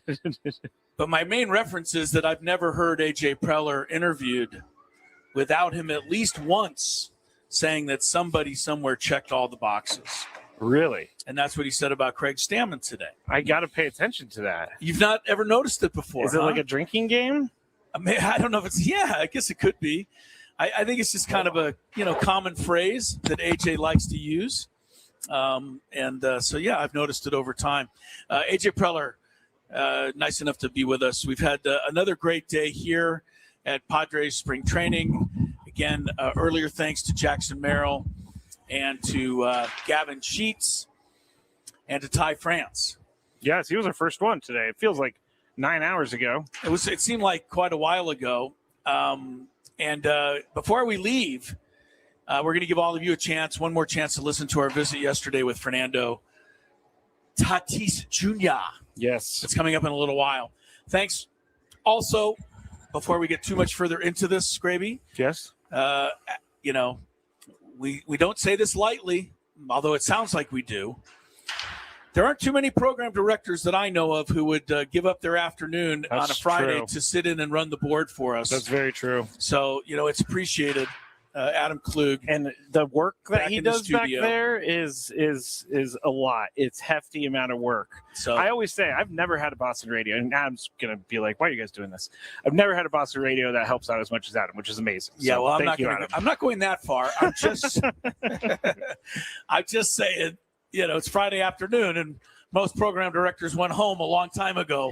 Yeah. But Adam Klug is on the board, and we appreciate that. And I know that, Ben and Woods had a great trip out here, and we've had a great trip out. And, Braden Soprenant's happy because he's got his So Horny Frog shirt I'm on. sorry? And his Horny Frogs. I always call them the Horny Frogs. His TCU by T-shirt surprise. Anyway, we'll be back, in studio Monday, Tuesday, Wednesday, and then opening day. We're not going to believe it. Now, we're not going to be down in festivities because our show is after I think the actual Braden game. is doing the opening day show, and I don't know. Ben and Woods, Adam will tell us. Is Ben and Woods going to be there that early? Yes, they are. 6 opening to 10. day. Yep. Okay, so Ben and Woods will be. So start your opening day like at the crack of dawn. Why not make a whole day of it? Yeah, you're going to take the day off from work anyway. I am. Oh, they are. Oh, you're talking to. Okay. Yeah. Do you want to take the day off? No, Ben and Woods will be down at Baja Rick's. Right near the ballpark, 6 a.m. To 10. Then Braden will be there, and then right on up to game time. Sam Levitt, he's worn out, man. That guy, nobody's worked harder than him the last month here at spring training. But you could tell even Sam was about to call it earlier today. I think all of them are. It's a long trip. It's a long time. I think this is the latest we've ever been to spring training, and you could just see that the last 6 weeks is caught up to everyone. It's so much work. Like, can you run over there and say hi to Felix Fermin? No, I'm not going to go say hi to Freddie Fermin for you. Not Freddie Fermin. No, I'm not going to go say hi, Freddie Fermin. I hope I don't call him Felix all season long. I will stop that. Quite Trust annoying. me. Now that we've talked to people, now that we've been here, do you have a different outlook on the season than you did when you came here? I was going to say yes because, I like the vibe. The vibe always gets me too, Chris. But I'm just going to say no because I think this is the same vibe I always have. Okay. There aren't too many spring trainings I've ever come to, where I didn't have the vibe. I'm thinking back to, Sean Manaea interviews and, all kinds of different guys. Yeah. And, look, that one didn't work out. Mm-hmm. But you know what? Sean Manaea is now a pretty solid starter for the Mets. So it's not like that was just bad timing. Sean Manaea is still a good pitcher. Well, I think it was partly Sean Manaea admitted that he didn't try while he was with San Diego. He did say that. Well, it wasn't a great exit. I think that was partly. But what I'm saying is I always have a good vibe here, man. The Padres organization they treat us right. This year, the one thing that I've noticed more than any other to any of you out there who are wondering how is it different or is it seem different, you touched on this, but Craig Stammen or whatever has included way more family members. Yep. I've seen a lot of wives. I've seen a lot of young kids running around, just having fun. Yesterday, they had the ice cream truck. Everybody was knocking down ice creams. There's been a little bit of more of a family togetherness vibe. I don't mind that. I don't mind it either because it makes you want to come to work, and it just makes you looser when you are able to see your family, talk to your family, have your family a part of your day. I think, honestly, right now, is that Gavin Sheets in the batting cage in front of us? No, it's Jake Cronenworth. Gavin Sheets is sitting down to the right. Oh, Sheets is over here. All right, so Jake is hitting, and then behind the screen are two, what am I going to say, 9-year-old young ladies just sitting there. They look like they're studying his every move. They are sitting right behind. It's hilarious. That is hilarious. I mean, it's kind of comical, really. Chicks dig the long ball, Adam. Yeah, they're starting these kids early, Adam. I mean, these girls are no more than 8 or 9 years old. But they're studying. But they are studying every swing from Jake Cronenworth right now. It is pretty funny. All right. I do love how they made the batting cages face us this year. Like I talked to Darren, the PR guy, about this, and he said they did construction over the offseason to move the batting cages this way for some reason. I think it was better for like heat and stuff, but now that we get to watch it, I'm not sure because I never seen the batting. We've never seen it from where we sit, but you're right. This year they have it opened up, and we can actually see right into where these guys are taking their swings. I saw Walker Buehler pitching earlier. Yeah, he had a big crowd. He did. I saw Matt Waldron pitching a little bit earlier. I think Matt Waldron, I don't know why we had to go through the hemorrhoid thing because it doesn't seem like it was that big of a deal. But you know? Think if we would have just said he's kind of on the IL for a week, we could have got away with it? Yeah. People are going to ask. It's none of your business what's going on with my backside. It may not be what's going on with yours, but it was everybody's business what was going on with his. You know what I also noticed about like all of the pitchers, and I know they do this every year, but this time they were all engaged in what was happening. They were all giving each other pointers and stuff like that. And I just love the environment that it fosters. Also, Nick Castellanos is so much taller than I thought he was. He's a big boy. He's a big boy. So is Gavin Sheets, though. I mean, they are professional athletes. Gavin can block out the sun. There. Gavin Sheets is right there in front of us, Chris. He took Jake Cronenworth's spot in the batting cage. And Jackson Merrill's coming in behind Castellanos. We get them all. They're all coming in for a little BP scrape. They are. All right. Season gets underway a week from yesterday now. I love it. And next Wednesday night, Scrape, we're all going to have to find our way to Netflix to watch the opening game. I don't mind it, but we were talking about this yesterday. I don't care for it either. It's not like that big of a, like Netflix has NFL now. They have Major League Baseball. They got award shows. I mean, they're going to get everything, and that's fine. But I was reading this article the other day that consumers don't want this, but everybody is forcing it on us. And even if we don't want this, people are going to do it. So if we want this to stop, Chris, we got to not pay.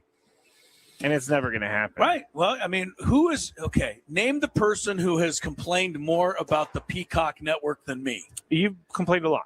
And when the Dolphin Chief game was on the Peacock network, who signed up for it immediately? You did. Right. But so you were proven right. Know. You were proven right because they ended up making you cancel it. They charged you again, even though you canceled it. They kept trying to charge me because, they wouldn't let me cancel. But my point is they know they can put the games on whatever they want, and we're going to, consume it. And we talked about this yesterday. 360-something million subscribers worldwide for Netflix. I understand that, but there are people that will not pay for Netflix, will not pay for Peacock. So in the end, you actually are probably going to lose some viewers, and they do not care.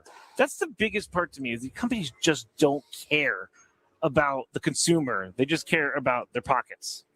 Scrappy, is there any way, I know the Padres probably wouldn't want us to go in there? No, but just video what's happening in front of us. Gavin Sheets is standing here taking BP, and we're in a position like we're the catcher. The ball is coming in out of that machine, and it looks like it's coming in at 300 miles an hour. How he hits it at all. I will go ask, beyond me. But I'm not sure that we're allowed to video right now. I don't think you should. I think everything is closed to the media. I wouldn't video it. Hey, Gavin. We had to give him a high five for that. He was crushing the ball. He was crushing the ball. Jeez. He always crushes the ball. You should have seen the home run he hit last night. How did they even hit it? I don't know. All right, we'll take a final break. And our final segment, we'll have another visit with Fernando. Don't miss it. And if you heard it once, it'll be better the second time on Gwynn and Chris. From the first. And what is before they try, what is the heat index they're facing? Do we know? Or Well, you could look up the Scoville on a ghost pepper. Yeah. It's one of the world's hottest. There's a couple of hotters. Scoville's the measurement unit. The X pepper and all of that. Thanks for the education, because I did not know. I've allowed milk and bread, but if I was asked, tell I'd have us said the no. actual rules of this. Like The rule wanna is see if you can do it, I guess. You guys alternate spoonfuls until one of you can't. One of you can't do it anymore. Yeah. That's not happening. Until you can't do it anymore. I will take And one. the winner, spoonful of Scraby, this. has a jar of a couple of my jars. I think they products. both are winners if they pass Hold on, this. for I the hate to winners. say, yeah. Yeah, of course. There will be no back and forth. There will be one spoonful. This is the one that he has right now. The 38? Maybe. Okay. All right. Now, this right here, I've been putting on some of my turkey burgers. Good stuff. This is hot. Okay. All right, are we doing All right, this? hold on. Here we go. All right. Let's Adam's do it. ready. This is a There, full away he goes. spoonful He of does the- have a full spoonful He for does. those listening. This on is- I'm literally sweating watching him do a full this right now. spoon? That's a full spoon. All right. That is a full down the spoon. hatch we go. All right. And man, he went the whole thing. He did not. He did not trickle that down the throat. He He just hasn't reached for the milk yet. Scraby's coming over. When does the heat kick in? Oh, I knew it. When does the heat kick in? Wow. You better go, dude. There goes Scraby. Scraby, both did. did you swallow that, Scraby? Yeah. That is some good stuff. It's delicious. delicious. We're gonna see Tasty. it. I'm gonna watch you now. I'm feeling it already. I am. Are you? No. He's Adam's feeling good. feeling nothing. All right, so take another spoonful, Adam. You'll win. Oh, come on. Now we're double dipping. Oh, he's yeah, on you one can't put your spoonful. same That's spoon not in what the there. The competition's all about. We always said Spoonful that. two? Yeah, go for Oh it. yeah. I always said that Adam Klug was kind of had a. I at least use a different spoon. No double dipping. All right. I didn't know where. I don't. I Think always it thought matters. Adam Klug had a cold persona, but evidently it's just the opposite. All right. Big He boss is Michael handling Bowles it. in the What are you YouTube waiting on, chat, dog? by the way. What you waiting on? You let laughing at drip in your hand. Oh, okay. Scraby, where are you? Let me see. Okay. I'm just looking at Adam, and Adam's not having any problem at all. Look at you, Adam. Adam is backed up. But this I must tell you, Tony, hold that on. Adam has cashed the check. Yeah, he did. Yeah, he he did. cashed You said his I wouldn't check. be able to catch I you. did. No, you I cashed sure it, did. man. You proved cashed me it wrong, for my sure. friend. Scraby, I gotta tell you though, this is further proof that whatever we got him with that tie, the tie thing, was yeah, because super weak. this is less than a 10, he's right? He's over here having a difficult time. You're turning a little red, The time Scraby. was just as bad. You're turning a This little hit me red. By the way, faster. this is delicious. Oh my God! he's He's going taking there. that one. Yes. Come on, Adam. Wow, you're gonna have to come back in 6 months with like an 88. Oh. 38. We'll have to go with the higher Scoville next time. All right. Oh, wow. Look at this guy. He's talking Drop. trash now. Well, he I haven't had a sip of milk or bread. He hasn't even reached for it. No, he doesn't came out even of the need the gates bread. talking trash. All right. All right. Now Hey, I'm man. going to take another one. What? Well, Why you are got you got a doing whole this other to spoon. yourself? No, because I don't want. You don't want Adam to say he By has the way, sweet sauce, yeah, he baby. get the whole Full spoon, get the same baby. thing that like he's dropping it all in there. Keep the studio clean. It's all anybody's Big worried boss about. Michael watching over here. Come on. Ooh, boy, Scrabe, get back in front of the camera. Your face is red, Scrabe, isn't it, Tony? Are you I'm seeing sweating. the same thing? You are sweating. Your face is definitely. Why do you keep doing this? You're not feeling anything? Adam isn't even Anything? moved over I there. feel a 1 or maybe a 2 out of 10 here. Wow. Adam That's ridiculous Klug. because I'm. Wow. Adam Klug is a tough Amy's son of now a bent gun. over the trash can. No, over I had there. to spit. I was going to say, it looks like Adam Klug may be producing the rest of the show because he's fine. Scraby may need Scraby's to going to go bed. get bed. Yeah, you know, assistance. Here's want the milk, dude. It might Frank work predicted better. that. No. Oh, did he? Frank Scraby's having predicted that. bread. Oh yeah, that Adam would just cruise through this with Frank no problem. predicted this. He did. Frank on the last show. Yeah, said you Adam had would it have like no that. problem. He did. I got a newfound respect from Tony Gwynn Jr. Yes, here. you do. So- all right. So Scraby has the prizes for you, Adam. You have one, a jar of the ghost You can pepper have as much of this salsa as you want at all and times. the Yeah. Mr. Lane's Roasty 38 chili powder. You should let me have that chili powder though. I think I would do more damage. Started with off this. giving me the mild. And what is before they try, what is the heat index they're facing? Do we know? Or Well, you could look up the Scoville on a ghost pepper. Yeah. It's one of the world's hottest. There's a couple of hotters. Scoville's the Reaper measurement and unit. The X pepper and all of that. Thanks for the education, because I did not know. I've allowed milk and bread, but if I was So asked, tell I would have us said the no. actual rules of this. Like The rule wanna is see if you can do it, I guess. you guys alternate spoonfuls until one of you can't. One of you can't do it anymore. Yeah. That's not happening. Until you can't do it anymore. Fools. I will take And one the winner, spoonful of Scrady, this. has a jar of here it is. a couple of my jars. I think they products. both are winners if they pass Hold on, this. for I the hate to winners. say, yeah. Yeah, of course. There will be no back and forth. There will be one spoon.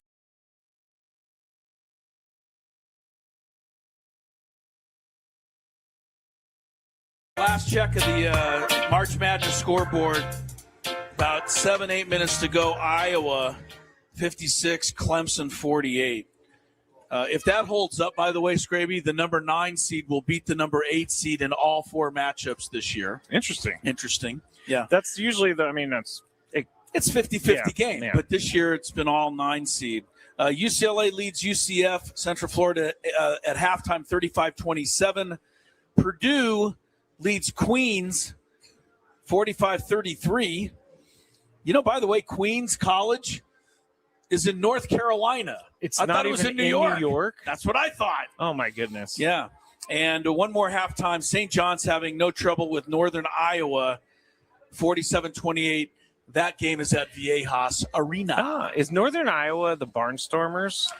I don't think so. Northern Iowa is not that, but I know that Northern Iowa's most the Panthers. Oh no, Barnstormers was the Arena Football League that Kurt Warner played on. Right. Yeah, Northern Iowa's the Panthers, I think. But Northern Iowa's most famous player It is Panthers. is Farouk Manesh, and that's easy for me to say. He's now the head coach at Colorado State. Oh, okay. But he hit all the big shots. I don't know what year it was, but over the year they beat Kansas, Northern Iowa, and Farouk Manesh was the hero. It's one of those March Madness moments they show all the time. You know? I know exactly where I was for that. It was a bad night for me. Okay, sorry. To hear But no, that's fine. It was a great game. I remember that. All right, let's check some traffic, and then when we come after that, our visit, kind of wrapping up our week here in Padres Spring Training, our visit with Fernando Tatis Jr. From the 855 Get Ross Traffic Center. Injured? Demand justice. Demand Jurowitz. 855GetRoss.com. Here's Kelly Danick. Traffic is brought to you by Valvoline Instant Oil Change. We just can't seem to catch a break on our roads this afternoon. A new crash on the Sports Arena Boulevard on-ramp to East 8. However, East 8 has cleared that accident just past Mission Center Road. Accident in Balboa Park, South 163 before Quince. That's over to the right shoulder. Got a stalled vehicle on the Carlsbad Village Drive off-ramp, South 5 and northbound 5. Still clearing an accident near Carlsbad Village. It's over to the right shoulder. And northbound 15 before Poway Road, crashed over the right shoulder. Up ahead, just past Carmel Mountain, another accident over to the right shoulder. San Diego drivers, keep moving with Valvoline Instant Oil Change. Their expert technicians help keep your vehicle and everyone in it safe and road ready. Stay in your car, no appointment needed. Save at SoCalOilChange.com. Valvoline Instant Oil Change, a 15-minute drive-through oil change. I'm Kelly Danick with Gwynn and Chris, San Diego's #1 sports station, 97.3 The Fan. Donnie, how are you, my friend? Very excited to sit down with Fernando. Oh, he hit the ice cream truck, I'm too. telling you, man, it's that kind of day. You got to hit up the ice cream truck. He hit the ice cream truck, It's the vibe. It's definitely the vibe. It is indeed. That looks Toddy, pretty how awesome. are you, my friend? I'm doing great. Myself. Doing well, man. How was your first experience in the WBC? You look like you had a good time. I had a great time. I had definitely a great time. Man, it was beautiful. Representing my country and playing next to so many great players, and the emotion that everybody brought and just, pulling that rope from the same direction, man, it was something really beautiful to be part of.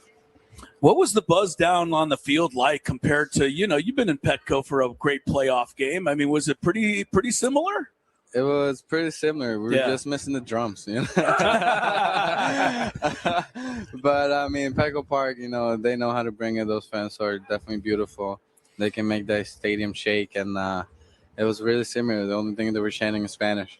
Yeah, right. You don't often get that feeling at that particular park in Miami during the regular season. You get it during that WBC. One thing is I know is you got to celebrate that with your family. Your mom was there. You got to play with your pops.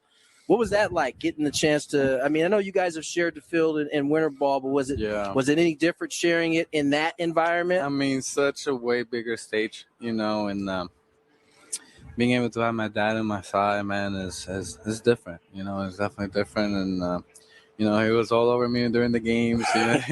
When I had a bad at bat, he looked at me like funny, like, man, what are you doing right there?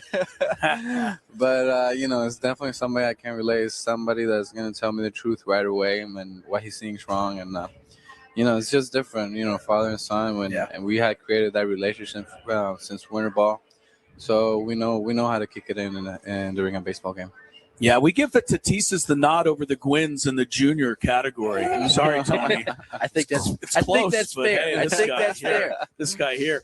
Hey, I got to ask you, because all the Padre fans, I think, want to know. I mean, you're on deck, right? Mason Miller's closing out the game. What was going through your mind? I know you had to want to come up there. We all wanted to see you come up. It was definitely something that the Padres fans deserve. But, man, I definitely wanted it, and Mason definitely also wanted it too, you know. It was going to be a great battle, and I know we're going to give the fans what they wanted, and that's what it's all about, bringing our talent and the best scenario, best case. And sad it couldn't happen, but we definitely wanted that situation. Fernando Tatis joins us here on Gwynn and Chris, and Fernando, you get to experience that. You're back here in camp. Obviously, you got about 3-4 days to go before heading back to San Diego. I know you and I have talked in terms of your focus on what you're looking to do at the plate. What is your focus for these remaining 3-4 days as you try to – you're already ramped up. You've been playing 9-inning games for about a week now. Yeah, I'm definitely ramped up, but, man, just bring that same energy, and just play baseball the right way. And like you said, I'm in a good spot right now, so I'm ready for baseball season. Last year, during a portion of the season, if I recall, you kind of paused your pause around third base, and then it returned. And we all wondered, was that part of a little joy coming back for you mentally? I think we were all happy to see you so happy as the season went on. Yeah. Just take us through that a little bit. Man, just having some feel for the game, especially not as an individual, but also as a team. And I don't want to be doing starter step, listen 7-1. Okay. Yeah. Facts. It's just part of the game. Just having this feel for the season, for the boys. Knowing the situation.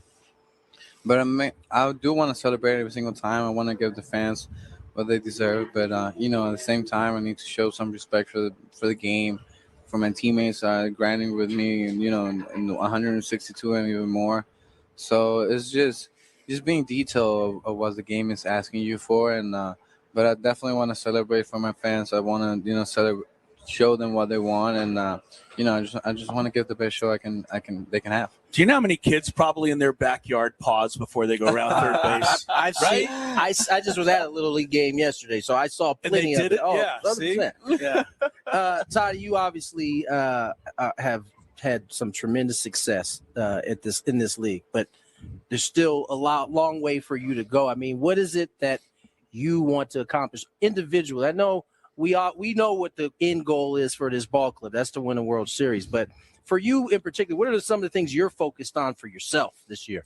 I mean, everybody knows, including myself, there's a next level to my game. And, I've been given a small portion of it, given a small taste to the people out there, including to myself. So, man, just bring that consistency of what I can really do in a baseball field on a long-term basis, and hopefully compete for that MVP that I know I'm capable of. But it's a matter of fact, just really putting the work and staying locked in to really make it happen. Yeah.